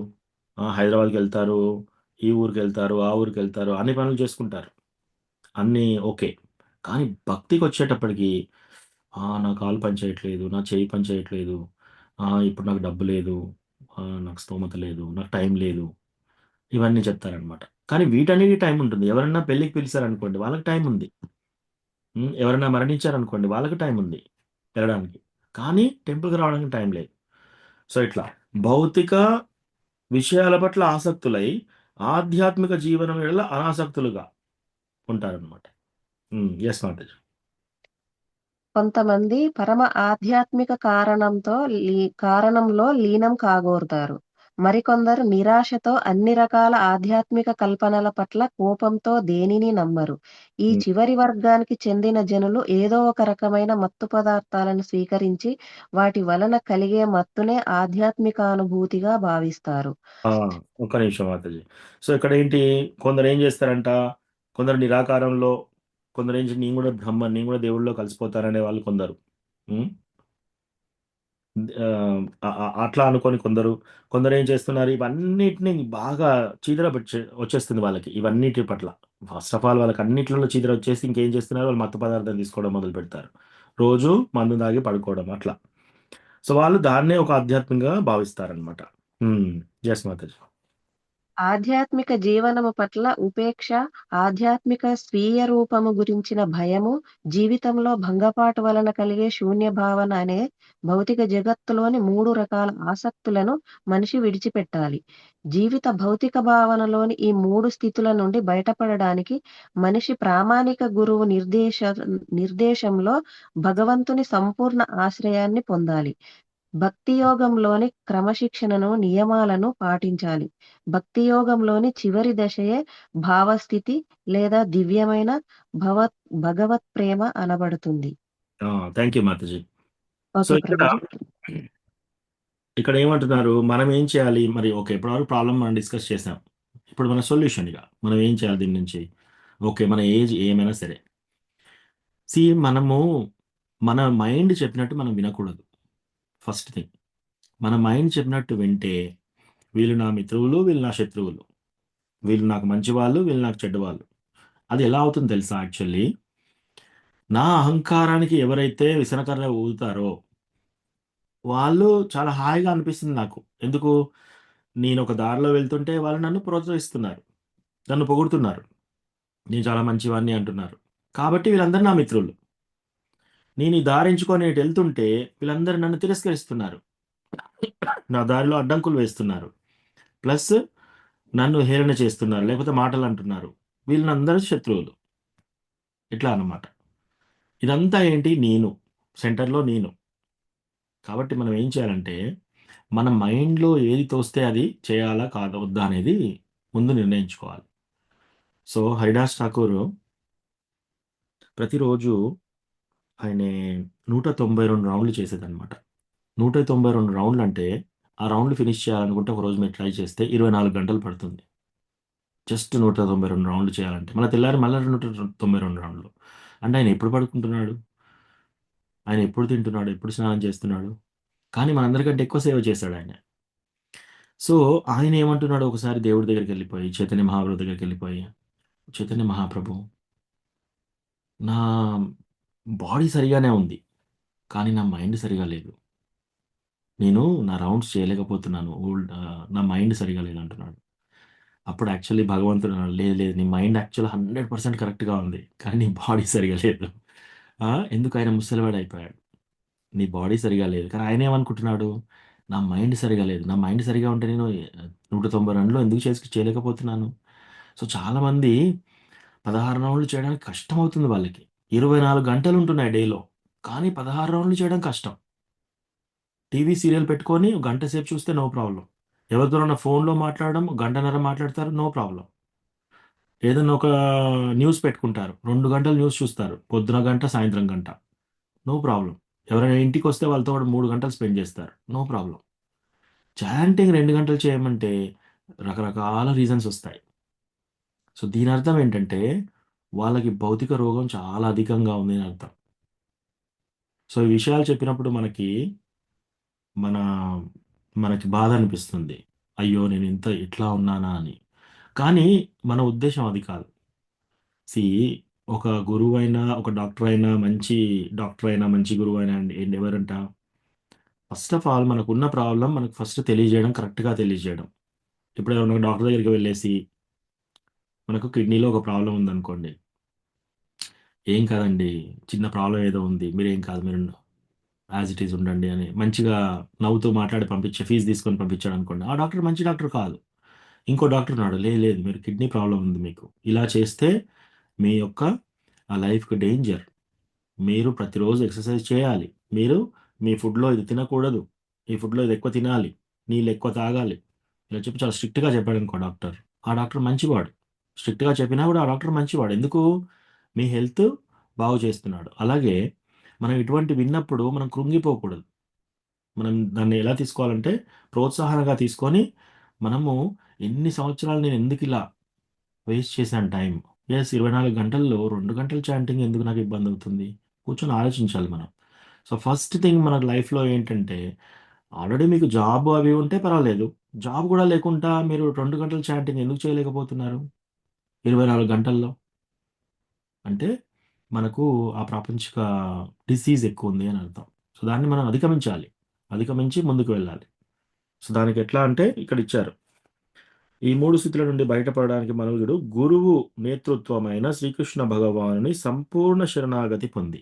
ఫస్ట్ ఏంటి? భగవంతుడు కృష్ణ భగవానుడికి సంపూర్ణ శరణాగతి తీసుకోవాలి. భక్తియుత జీవనపు నియమ నిబంధనలను అనుసరింపవలెను. భక్తిలో ఏ నియమాలు, ఏ నిబంధనలు ఉన్నాయి అవి పాటించాలి. అటువంటి భక్తిమయ జీవితము చివరి స్థితియే భావం. ఆ భక్తిమయ స్థితిలో ఉంటే లాస్ట్‌కి భావ స్టేజ్‌కొస్తారు. దాన్ని శ్రీకృష్ణ భగవానుడి దివ్య ప్రేమగా పిలువబడుతుంది. సో, అది చెప్తున్నారిక్కడ. ఓకే. జ్యోతిరూప కమలామాతజీ మీరు నెక్స్ట్ చదవండి. ఆ శ్లోకము ఒక్కొక్క లైన్ చదవండి. మనం చూద్దాం. ఆ, భక్తి యోగ శాస్త్రమైన భక్తి రసామృత సింధువు 1, 4, 15, 16 ఈ విధంగా చెప్పింది. ఆదౌ శ్రద్ధ తథా సాధు సంగోత భజన క్రియ. హ్మ్. ఆదౌ శ్రద్ధ తతః సాధు సంగోత భజన క్రియ. ఆదౌ శ్రద్ధ అన్నిటికంటే ఫస్ట్ కావాల్సింది ఏంటంటే ఆదౌ శ్రద్ధ. అంటే కొంచెం, కొంచెం శ్రద్ధ కావాలి. ఆదౌ అంటే చాలా కొంచెం. ఆ కొంచెం శ్రద్ధ ఏంటి? భగవంతుడున్నాడు. మనం భక్తి చేయాలి. అంతే. ఇప్పుడు మీరు ఒక కార్ ఎక్కుతున్నారు ఊబర్‌లో. కార్ ఎక్కినప్పుడు మీరు డ్రైవర్ మీద కొంతన్నా నమ్మకం ఉంటుంది కదా! ఆయన హైదరాబాద్ తీసుకెళ్తున్నాడు. ఈ పాయింట్ నుంచి ఈ పాయింట్ తీసుకెళ్తున్నాడు. కాజీపేట నుంచి వరంగల్‌కి. అంటే మీరు డబ్బిస్తే అక్కడ దింపుతాడనే నమ్మకం అయితే మీకుంది కదా! ఒక డ్రైవర్ పట్ల నమ్మకం పెట్టారు మీరు. రైట్? హాస్పిటల్‌కెళ్తే ఒక ఇంజెక్షన్ ఇచ్చే నర్సు. ఆమె ఎక్కడ జన్మించిందో, ఎక్కడ చదువుకుందో ఏమి తెలీదు మీకు. నర్సొచ్చి ఇంజెక్షన్ ఇస్తుందంటే ఆమె కరెక్ట్‌గానే ఇస్తుందిలే అని అనిపిస్తుంది మనకి. ఆమె ఇస్తే సెప్టిక్ అవుతుందా? నాకు చెయ్యి పడిపోతుందా? ఇవన్నీ ఆలోచించరు మీరు. అట్లాగే ఈ భగవంతుడు ఉన్నాడు. భక్తి మనం చేయాలి. ఆదో శ్రద్ధ, కొంచెం శ్రద్ధ. తర్వాత తత తర్వాత సాధు సంఘ. సాధు సంఘ అంటే మనం చేసేది. టెంపుల్‌లో భక్తులతో కలవడం, లేకపోతే ఇటువంటి క్లాసెస్‌లో మనం అందరం కలిసి ఉండడం. ఇది సాధు సంఘ. ఆదో శ్రద్ధ తత సాధు సంఘ. భజన క్రియ అంటే ఏంటి? ఇనిషియేషన్. ఇనిషియేషన్ ఏంటంటే మొదలు, దీక్ష. సో, దీక్ష అంటే అంతిమ కాదు. ఇనిషియేషన్ అంటే మొదలది. First step. భక్తిలో ఫస్ట్ స్టెప్ శరణాగతి తీసుకొని 16 రౌండ్లు చేసి ఒక గురువు దగ్గర దీక్ష తీసుకోవడం. అది ఇనిషియేషన్. దాన్ని ఏమంటారంటే భజన క్రియ. సో, ఇది చేసిన తర్వాత ప్రోగ్రెషన్ చూద్దాం. యెస్ మాతాజీ. నెక్స్ట్ లైన్ చదవండి.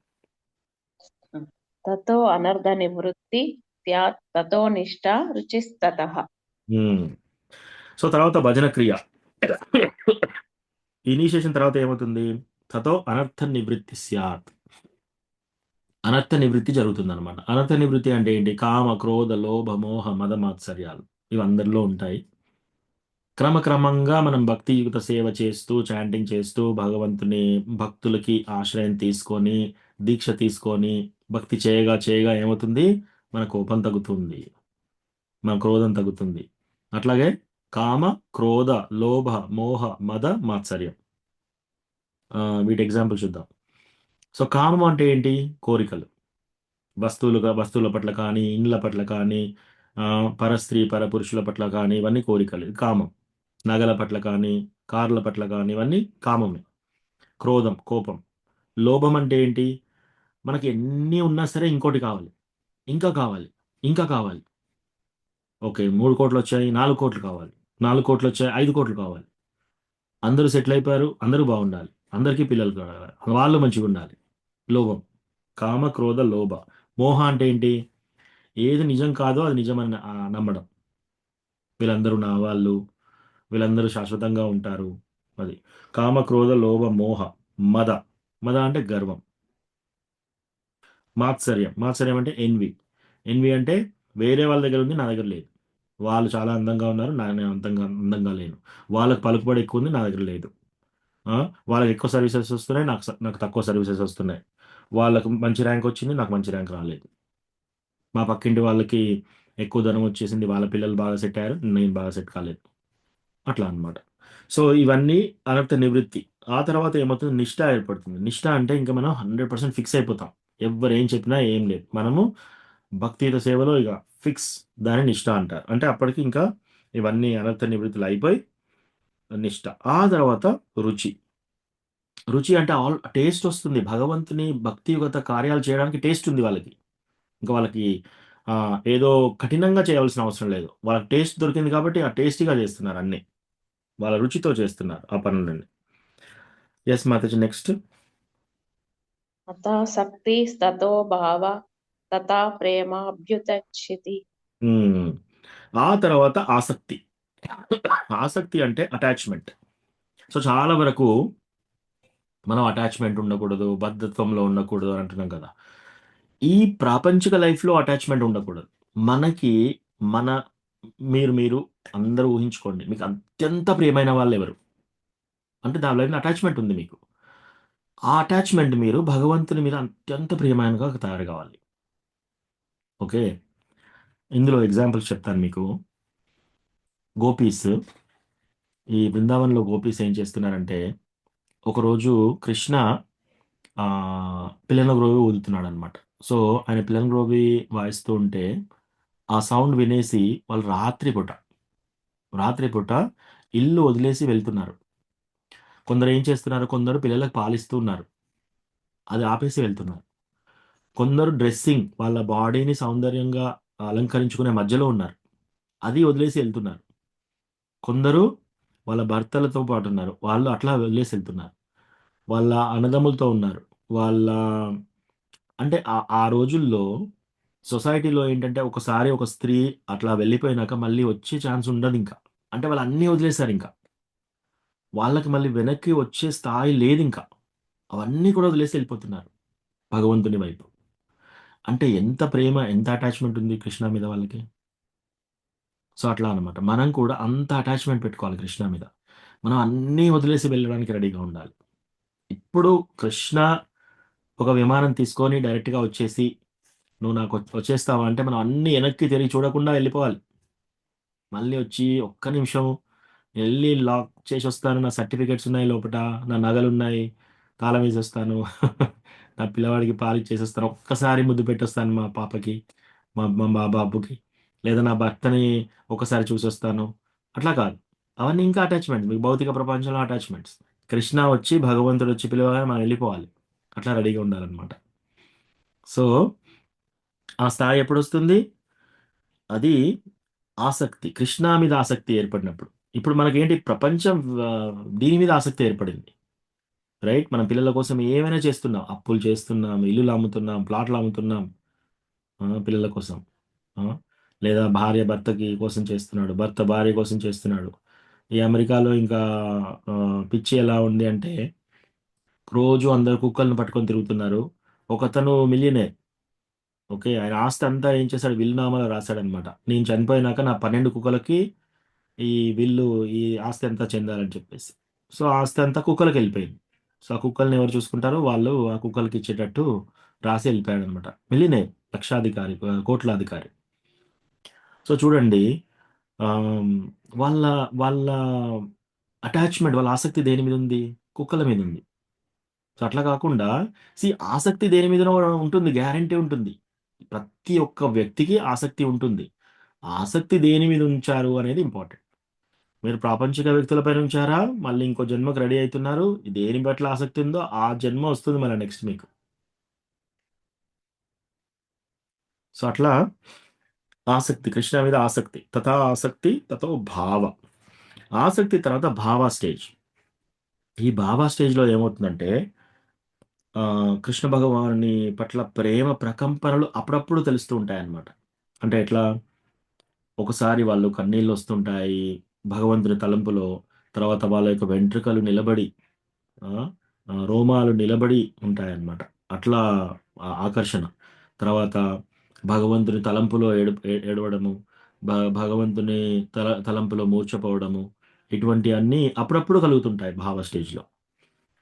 సో, ఈ భావ స్టేజ్ వరకు కూడా మనం కింద పడే ఛాన్స్ ఉంది భక్తి నుంచి.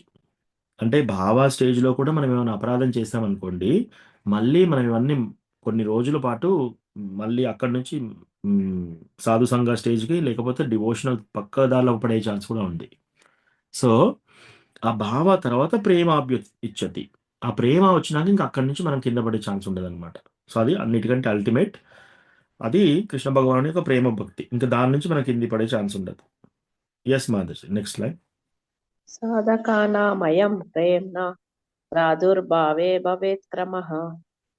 ప్రాదుర్భావే భవేత్ క్రమః. ఇలా క్రమక్రమంగా ఇవి పెరుగుతాయన్నమాట. సాధకానం అంటే సాధన చేసేవాళ్ళు. సాధనా భక్తిలో చేసేవాళ్ళు ఇవన్నీ నా యొక్క ప్రేమకు రీచ్ అయ్యేంత వరకు క్రమక్రమంగా ఇవన్నీ వస్తున్నాయి.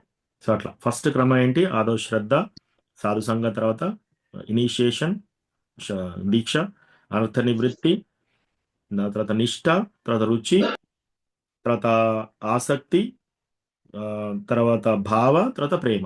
మొత్తం 8. ఈ 8 స్టేజ్‌లు క్రమక్రమంగా వస్తాయన్నమాట. యెస్ మాధురి. నెక్స్ట్ చదువు. అదిలో మనిషి ఆత్మానుభూతి గురించిన ప్రాథమిక కోరికను తప్పక కలిగి ఉండాలి. అది అతనిని ఆధ్యాత్మికంగా ఉన్నతులైనట్టి జనులతో సాంగత్యం చేసే స్థితికి తీసుకొని వస్తుంది. తర్వాతి దశలో అతడు ఉన్నతుడైన గురువుచే దీక్షితుడవుతాడు. ఆ గురువు నిర్దేశంలో సాధక భక్తుడు భక్తి యోగ విధిని ప్రారంభిస్తాడు.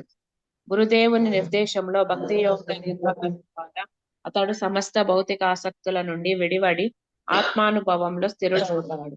పరతత్వమైన శ్రీకృష్ణ భగవానుని గురించి వినే రుచిని పొందుతాడు. ఈ రుచిని అతన్ని కృష్ణ భావన ఎడ ఆసక్తి వైపుకు నడిపిస్తుంది.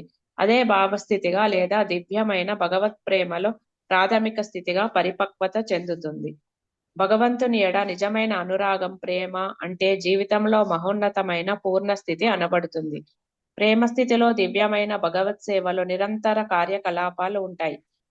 అంటే ప్రామాణిక గురుదేవుని నిర్దేశంలో నెమ్మదిగా భక్తి యోగం నిర్వహించడం ద్వారా అతడు సమస్త భౌతిక ఆసక్తుల నుండి, వ్యక్తిగత ఆధ్యాత్మిక రూపం గురించిన భయము నుండి, శూన్యవాదానికి దారితీసే భంగబాటు నుండి విడిపడి మహోన్నత స్థితిని పొందుతాడు. అప్పుడు అతడు తుట్టతుదకు భగవద్ధామంను చేరుకుంటాడు. Hare Krishna. Thank you. Yes. So ఇది చాలా ఇంపార్టెంట్ శ్లోక, వీతరాగ భయ క్రోధ. సో ఈ వీతరాగ భయ ఈ మూడు మనకు ఉన్నాయనుకోండి, ఇంకా ఈ ప్రాపంచిక లైఫ్ విషయాల పట్ల మనం ఇంకా ఇంకో లైఫ్ మనం రెడీ చేసుకుంటున్నాం అని అర్థం. సో మనం ఏ చిన్న కోరిక మిగిలి ఉన్నా సరే మనము దాన్ని తీర్చుకోవడం కోసం మళ్ళీ ఒక జన్మ ఎత్తాల్సింది. కానీ మరి అట్లా లేకుండా అంత ఈజీ కాదు అన్ని కోరికలు లేకుండా వెళ్ళడం. సో అందుకే మనకు చాంటింగ్ చేస్తుంటే క్రమక్రమంగా ఇవన్నీ వృద్ధి చెందుతాయని ఈ శ్లోకంలో మనకు చెప్తున్నారనమాట. భక్తిలో ఆటోమేటిక్గా అన్నీ ఈజీగా వస్తాయి, చాలా ఈజీగా. ఎట్లాగంటే సూర్యోదయం కాకముందు మీరు 5:30కి ఎప్పుడైనా లేచారనుకోండి, చూస్తే సూర్యోదయం ఇంకా కాలేదు కానీ వెలుతురు వచ్చేస్తుంది, అప్పటికే అన్నీ కనబడతాయి మీకు అప్పుడు. సో భక్తిలోకి మీరు ఎప్పుడైతే చాంటింగ్ చేయడం మొదలు పెడతారో మీకు ఇవి చాలా ఫాస్ట్గా డెవలప్ అవుతాయి. సో నెక్స్ట్ శ్లోక నేను తాత్పర్యం చదివి వదిలేస్తాను. నెక్స్ట్ వీక్ మనం పూర్తిగా డిస్కస్ చేద్దాం.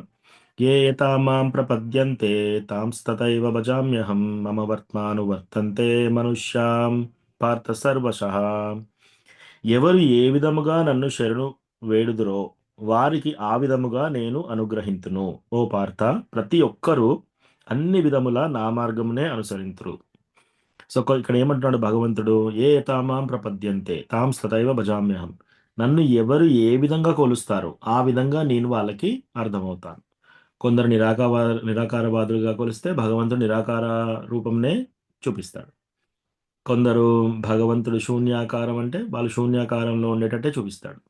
కొందరు భగవంతుడిని చాలా దూరం పెట్టేసి ఓకే భక్తిలో నేను ఎక్కువ వెళ్ళను, ఇప్పుడు ఒక 3% భక్తి చేస్తాను, 97% నా లైఫ్ నాకు ఉండాలి.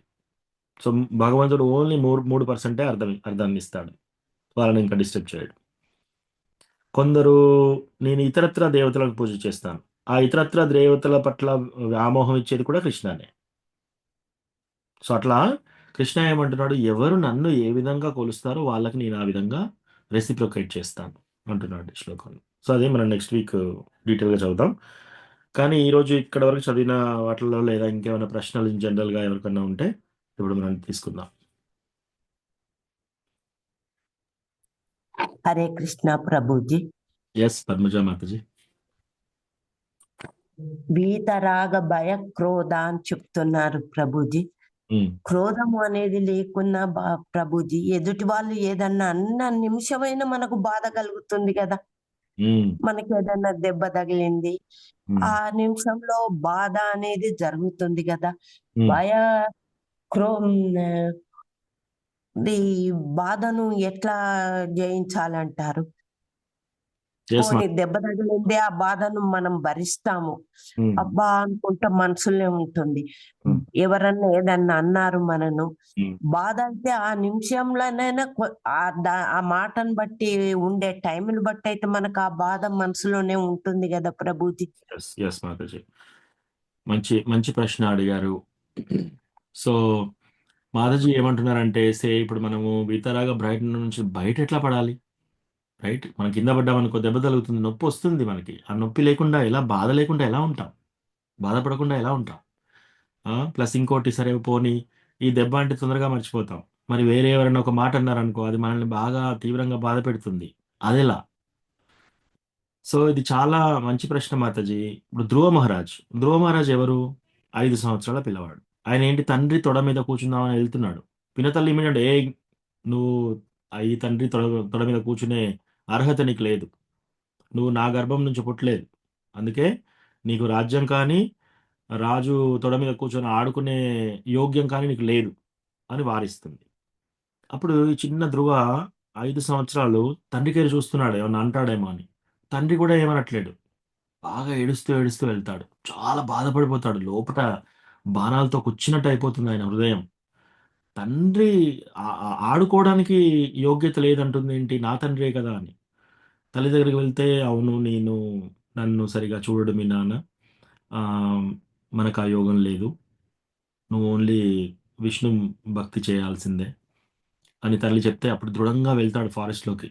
అడవిలోకి వెళ్ళేసి 6 నెలల్లో భక్తి చేసి భగవంతుని ప్రాప్తి పొందుతాడనమాట. సీ ఇవి సహజం మాతాజీ. మనకు ఈ ప్రాపంచిక లైఫ్‌లో ఉన్నప్పుడు వీతరాగ భయక్రోధాలనేది సహజం. అట్లా అని అందులోనే ఉండాలనుకోవద్దు మనం. దాని నుంచి మనం అధిగమించేలా చేయాలి. దానికి ఏంటి మనం ఏం చేయాలి? ఆర్టిఫిషియల్‌గా ఏమి సరిపోదు. కొందరేమంటారు, మర్చిపోండి, వేరే వాళ్ళతో మాట్లాడండి, టాపిక్ చేంజ్ చేయండి, వేరే ఏదన్నా హ్యాబిట్స్ చేసుకోండి. ఇవన్నీ చెప్తారు. అవన్నీ టెంపరరీ. మీరు భగవంతుని భక్తి తీసుకోండి.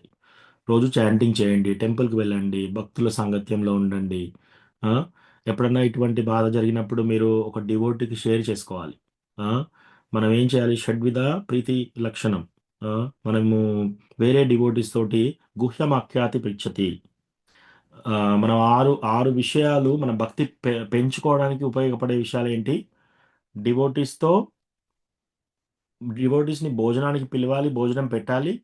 లేదా వాళ్ళు భోజనానికి పిలిస్తే మనం వెళ్లి డివోటీస్ ప్రసాదం తీసుకోవాలి. ఒకటి అది. వాళ్ళేమైనా గిఫ్ట్ ఇస్తే మనం తీసుకోవాలి. మనం ఏమైనా గిఫ్ట్స్ ఇవ్వాలి డివోటీస్‌కి. మూడోది, మన హృదయం విప్పి వాళ్ళకి చెప్పాలి. వాళ్ళేమైనా హృదయం విప్పి చెప్పినప్పుడు మనం వినాలి. ఇదంతా ఎలా జరగాలి? కాన్ఫిడెన్షియల్‌గా, సీక్రెట్‌గా. అంటే ఓకే. పలానా డివోటీ నాకు చెప్పాడు కదా! అని మళ్ళా మనం మొత్తం టెంపుల్ అంతా పోయి అందరికి చెప్పకూడదు. అది చాలా సీక్రెట్‌గా మెయింటైన్ చేయాలి మనం. సో, మన హృదయంలో ఏముందో ఇంకో డివోటీకి చెప్పుకోవాలి. ఇంకో డివోటీ హృదయంలో ఏందో వాళ్ళు మన హృదయంలో మనకు చెప్తారు. అలా ఏమవుతుంది? నాకు ఈరోజు ఇగో వీళ్ళు ఈ మాట అంటే నాకు ఈ బాధయింది. మనం వాళ్ళకి చెప్పుకున్నామనుకోండి, ఆటోమేటిక్‌గా వాళ్ళేంటి ఫస్ట్ మనం ఒకరికి చెప్పుకోగానే మన బాధ సగం తగ్గుతుంది. వాళ్ళు డివోటీస్ కాబట్టి అర్థం చేసుకుంటారు. మీరు ప్రాపంచిక లైఫ్‌లో చెప్పారనుకోండి ఎవరికన్నా మన ప్రాబ్లమ్స్, చాలా సంతోషం. మీకు కూడా ప్రాబ్లమ్ అయితుందా? ఆ! Very good. వాళ్ళు లోపట సంతోషపడతారు గానీ, బయటికి మనకు సొల్యూషన్ ఏమి చెప్పరు. దానివల్ల ఉపయోగమే లేదు. డివోటీస్ చెప్తే ఏమవుతుందంటే పరదుఃఖ దుఃఖి. వాళ్ళు కూడా మనతో పాటు బాధపడి మన గురించి ప్రే చేస్తారు. మనకు సొల్యూషన్ ఇస్తారు. మాతాజీ మీరు ఈ విధంగా చేయండి. ఇలా చేస్తే మీరు ఇలా ప్రోగ్రెస్ అవుతారు. సో, ఒకటి మనం వేరే డివోటీస్‌తో షేర్ చేసుకోవడం. రెండోది, మనము అర్థం చేసుకోవాలి. ఏంటి? మనం ఇంకా పైననే ఉన్నాము. నీటి పైనే తేలుతున్నాం. పైన తేలుతుంటే ఏమొస్తుంటే అలలొచ్చే అలజడితో మనము తలకిందులవుతున్నాం. అంటే ఎవరన్నా ఏమన్నా మాట అంటే మనకింకా బాధవుతుంది. ఎందుకు? మనం తేలుతూ ఉన్నాము భక్తిలో. పైనే ఉన్నాం. భక్తిలో చాలా లోతుగా వెళ్ళామనుకోండి. ఒక చేప చాలా లోతుగా వెళ్ళిపోయింది. అసలు గద్దలు ఎన్ని వచ్చినా కూడా ఏమీ ప్రాబ్లమ్ లేదు. ఎన్ని అలలొచ్చినా ప్రాబ్లమ్ లేదు. ఎందుకంటే అది చాలా లోతులో ఉంది. భక్తి లోతులో మనం వెళ్ళిపోతే మనకు తెలుస్తుంది. ఇంతకుముందు జరిగిన విషయాలు మళ్ళీ జరుగుతున్నాయి. కానీ మనకు మాత్రం కోపం రావట్లేదు. ఇంతకుముందు జరిగిన విషయాలు మళ్ళీ జరుగుతున్నాయి. వాళ్ళు అలా అనే మాటలు అంటున్నారు. కానీ మనకు బాధ కావట్లేదు. సో, ముందు మనం ఆ ఇన్నర్ పీస్ మనకు పీస్ ఉండాలి. ఆ పీస్ లేకపోతే ఏమవుతుంది? అలజడి ఈజీగా అవుతుంది. బయటి వాళ్ళు ఈజీగా అలజడి సృష్టిస్తారు. సో, అది మనం ఒకటి తెలుసుకోవాలి ఫస్ట్. తెలుసుకొని ఆ భక్తిలో లోతుగా ఎలా ఎళ్ళాలి? చాంటింగ్. చాంటింగ్ చేయడము, 16 రౌండ్లు చాంటింగ్ చేయడము, భగవంతుని భక్తుల సాంగత్యం ఉండడము, ఆహ్, సత్వగుణాన్ని పెంచుకోవడము, టెంపుల్ భగవంతుని లీల, కథ, శ్రీమద్ భాగవతం చదవడము, వినడము ఇవి ఎక్కువగా చేయాలి మనం. ఇవి ఎక్కువగా చేస్తే ఆటోమేటిక్‌గా మనకు ఈ అలజడులు తగ్గిపోతాయి. ఓకేనా పద్మజ మాతాజీ? అది హెల్ప్ అయిందా? Hare Krishna. Okay Prabhuji. Thank you. హ్మ్.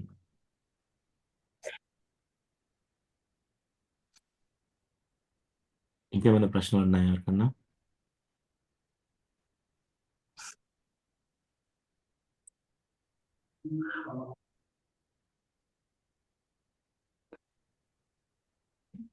హరే కృష్ణ. ప్రభుజీ, యెస్ మాతాజీ. మత్స్యావతారం యొక్క ఉద్దేశం, ప్రయోజనం ఏంటిది ప్రభుజీ? సో, మత్స్యావతారం. మత్స్యావతారంలో భగవంతుడు వేదాలని రక్షిస్తాడు మాతాజీ. సో, మత్స్యావతారంలో వచ్చినప్పుడు ఏమవుతుందంటే, ఈ లోకమంతా మునిగిపోతుంది. అప్పుడు భగవంతుడు మత్స్య రూపంగా వచ్చేసి ఒక నావ ఒక నావ చేసి అందులో ఈ వేదిక్ నాలెడ్జ్ ఈ మనకు వేదాల నుంచి వచ్చిన నాలెడ్జ్ ప్లస్ కొందరిని ఆ నావలో ఉంచేసి ఆయన నావను తీసుకొని వెళ్తుంటాడు అన్నమాట. చాలా పెద్ద చేప అన్నమాట. ఆ చేప అవతారము ముందు చిన్న చేప నుంచి పెద్దది, పెద్ద నుంచి పెద్దది, పెద్ద నుంచి పెద్దది అట్లాగే చాలా పెద్దగా అయిపోతే అది సముద్రంలో వేసేసి తర్వాత ప్రళయం వచ్చినప్పుడు అన్నీ మునిగిపోయేటప్పుడు భగవంతుడు ఈ మత్స్య రూపంలో వాళ్ళందరినీ సంరక్షించి ప్లస్ వేదాలను కూడా సంహరిస్తాడు, సంరక్షిస్తాడు. సో అట్లా వేదాలని కాపాడడానికి వస్తారనమాట మత్స్యావతారంలో. సో అది మనకి శ్రీమద్ భాగవతంలో ఒక చాప్టర్ మొత్తం ఉంది.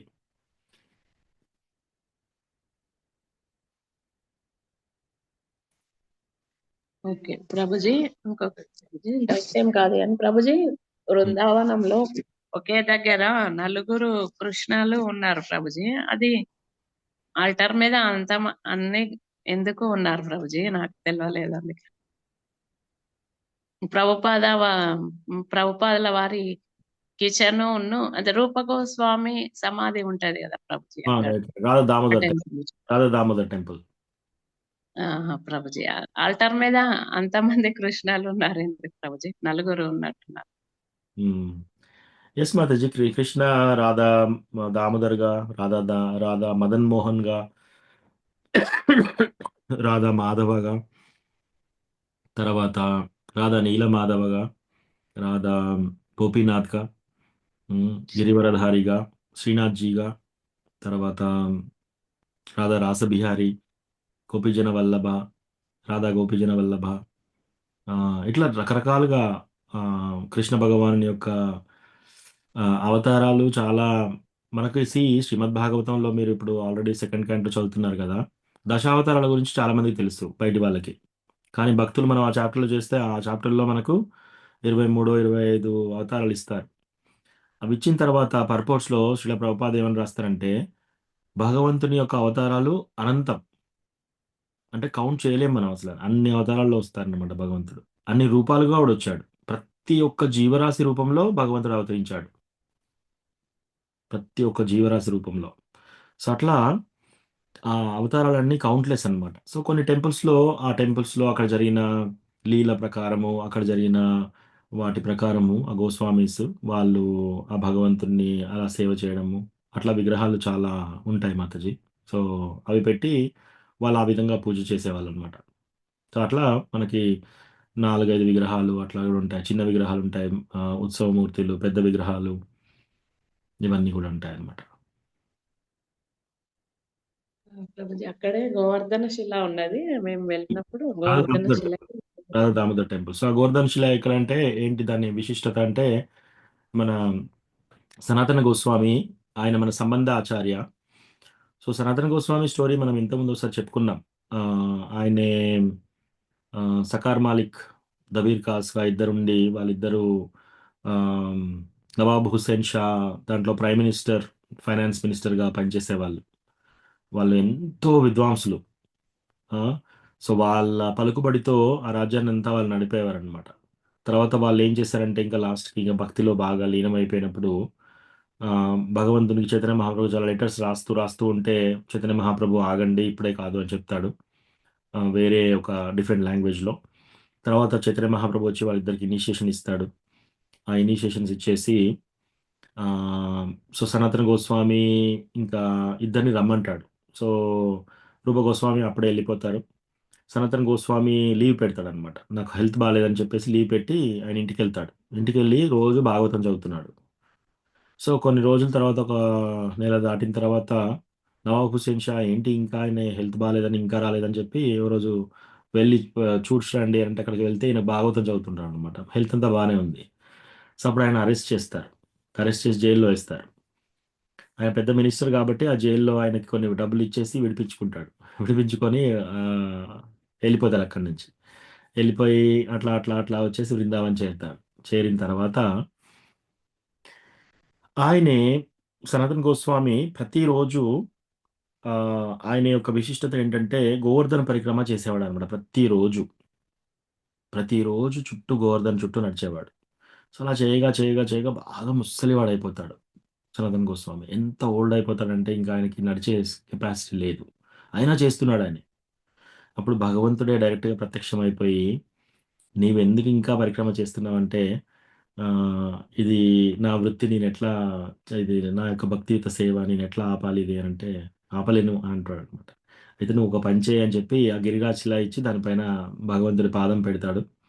పెట్టేసి నువ్వు ఈ గిరిరాజ్ ఈ ఈ శిల చుట్టూ ప్రదక్షిణ చేస్తే, నీ ప్రదక్షిణ గోవర్ధన్ చుట్టూ చేసినట్టే ఈక్వల్ అని చెప్తాడనమాట. సో, అప్పుడు ఆయన ఓల్డ్ ఏజ్‌లో అది రాధా దామోదర్ టెంపుల్‌లో సనాతన్ గోస్వామి అది పెట్టి దాని చుట్టూ ప్రదక్షిణ చేసి ఆయన భజన చేసుకునేవాడనమాట. బాగా ముసలివాడైనప్పుడు. సో, అట్లా భగవంతుడు డైరెక్ట్‌గా వచ్చేసి ఆయన గురించి ఆ శిల ఇచ్చి, ఆ యొక్క పాదముద్ర ఉన్న శిల ఇచ్చాడనమాట. రాధా మదన్ మోహన్ విగ్రహ. సో, గోవర్ధన్ శిల. సో, మనకు కూడా ఏంటంటే ఆ టెంపుల్‌లో మనం జస్ట్ ప్రదక్షిణ చేస్తే గిరిరాజ్ గోవర్ధన్ ఫుల్ ప్రదక్షిణ చేసినంత ఫలితం. సో, అక్కడ చాలామంది చుట్టూ కొందరు 8 సార్లు, 9 సార్లు చేస్తారు. కొందరు 12 సార్లు చేస్తారు. కొందరు 108 సార్లు చేస్తారు అలా. ఈజీ. సో, సనాతన గోస్వామి కోసం భగవంతుడు అలా డైరెక్ట్‌గా ఇచ్చాడనమాట.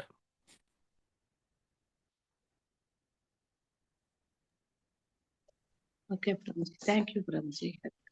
హరే కృష్ణ మాతాజీ. మీరు మంచిగా చక్కగా యాత్ర ముగించుకొని వచ్చారు. మా అందరి గురించి ప్రే చేశారా మాతాజీ అక్కడ? నేను చేశాను ప్రభుజీ, అందరి గురించి చేశాను. టెంపుల్ వాళ్ళందరి గురించి, అందరి గురించి చేశాము. Thank you Mataji. కాకపోతే మేము వెళ్ళేసరికి ఇది మీరు ఇప్పుడు అన్న టెంపుల్లో కర్టెన్ వేశారు ప్రభుజీ. మేము ప్రదక్షిణలు చేయలేదు అక్కడ, కాకపోతే దర్శనం అయితే అయింది ప్రభుజీ.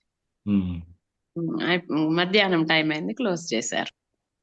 ఇంకా అక్కడ చూస్తుంటే అసలు రాబుద్ది కాలేదు ప్రభుజీ. 1 minute దర్శనం కాగానే కర్టెన్ వేసేసారు. ఎస్ మాతాజీ. అంటే మనకు లైఫ్‌లో ఇది మనము వీలైనంత వరకు వెళ్ళాలి మాతాజీ. ఏంటంటే ఆ ధామ్‌కెళ్తే ఏమవుతుందంటే మనము స్పిరిచువల్లీ రీచార్జ్ అయితామనమాట. ఇప్పుడు మన ఫోన్ చార్జ్ అయిపోగానే తెల్లారి మనం బ్యాటరీ మళ్ళా చార్జ్‌కి పెడతాం గదా! అట్లా మన భక్తి బాగా చార్జ్ కావడానికి ఈ యొక్క బృందావన్ ధామ్, మాయాపూర్ ధామ్, లేకపోతే పూరి ధామ్, ఎస్పెషల్లీ గురు మహారాజ్ యాత్రాస్ ఏమన్నా ఉంటే, అట్లా ఎవరైనా మహారాజా యాత్ర ఉంటే ఆ టైంలో వెళ్తే, ఒకటి కార్తీక మాసము ఆ టైంలో వెళ్తే ఇంకా మంచిది. సో, అట్లా వెళ్తే ఏమవుతుందంటే మన భక్తి చాలా ఫాస్ట్‌గా గ్రో అవుతుంది. ప్లస్ మనకు కొన్ని కొన్ని మనము దూరం చేసుకోలేనటువంటి అనర్థాలు ఇటువంటి యాత్రలకు వెళ్ళినప్పుడు మనకు వాటి నుంచి ఉపశమనం వస్తుంది. ఇంకా ప్రోగ్రెస్ అవుతాం డివోషన్‌లో. సో, అందుకని కంపల్సరీ ఎప్పుడు వీలైతే అప్పుడు ఈ ధామ్‌లోకి వెళ్ళాలి. వెళ్ళొచ్చిన తర్వాత మన చింత అంతా ధామ్‌లో ఉండాలి. మన చింత అంతా దాని గురించి మనము మళ్ళా స్మరణ చేసుకుంటూ అట్లా ఉండాలన్నమాట. Thank you Mataji.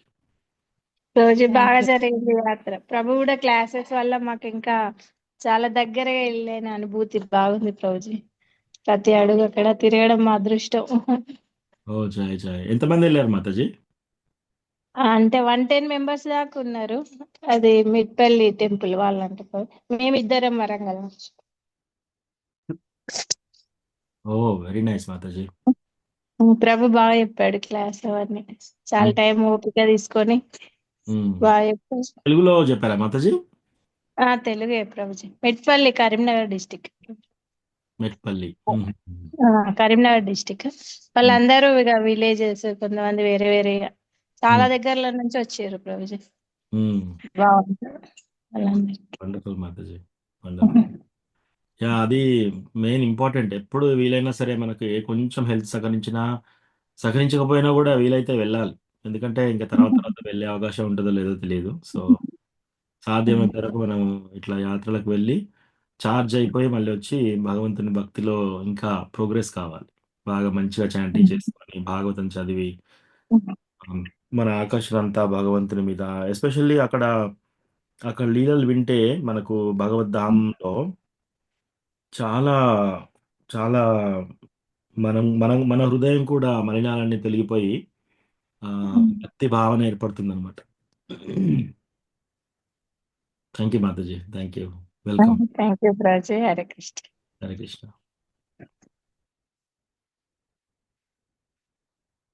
ఓకే, ఇంకెవరికన్నా ఏమైనా కమెంట్స్, లాస్ట్ కామెంట్ కానీ క్వశ్చన్స్ కానీ ఉన్నాయా? ఓకే, లేకపోతే ఇక్కడ ఆపుదాము. వాంఛా కల్పతరుభ్యస్య కృపా సింధుభ్యైవ చ పతితానాం పావనేభ్యో వైష్ణవేభ్యో నమో నమః. అనంతకోటి వైష్ణవ వృంద్ की जय, श्रील प्रभुपाद की जय. हरे कृष्ण. హరే థ్యాంక్ యూ ప్రభు. ధన్యవాद ప్రణాम. హరే కృష్ణ ప్రభుజీ, దండవత్ ప్రణామం. హరే కృష్ణ ప్రభు. థ్యాంక్ యూ ప్రభుజీ, ప్రణామాలు. ధన్యవాद. థ్యాంక్ యూ ప్రభుజీ. హరే కృష్ణ.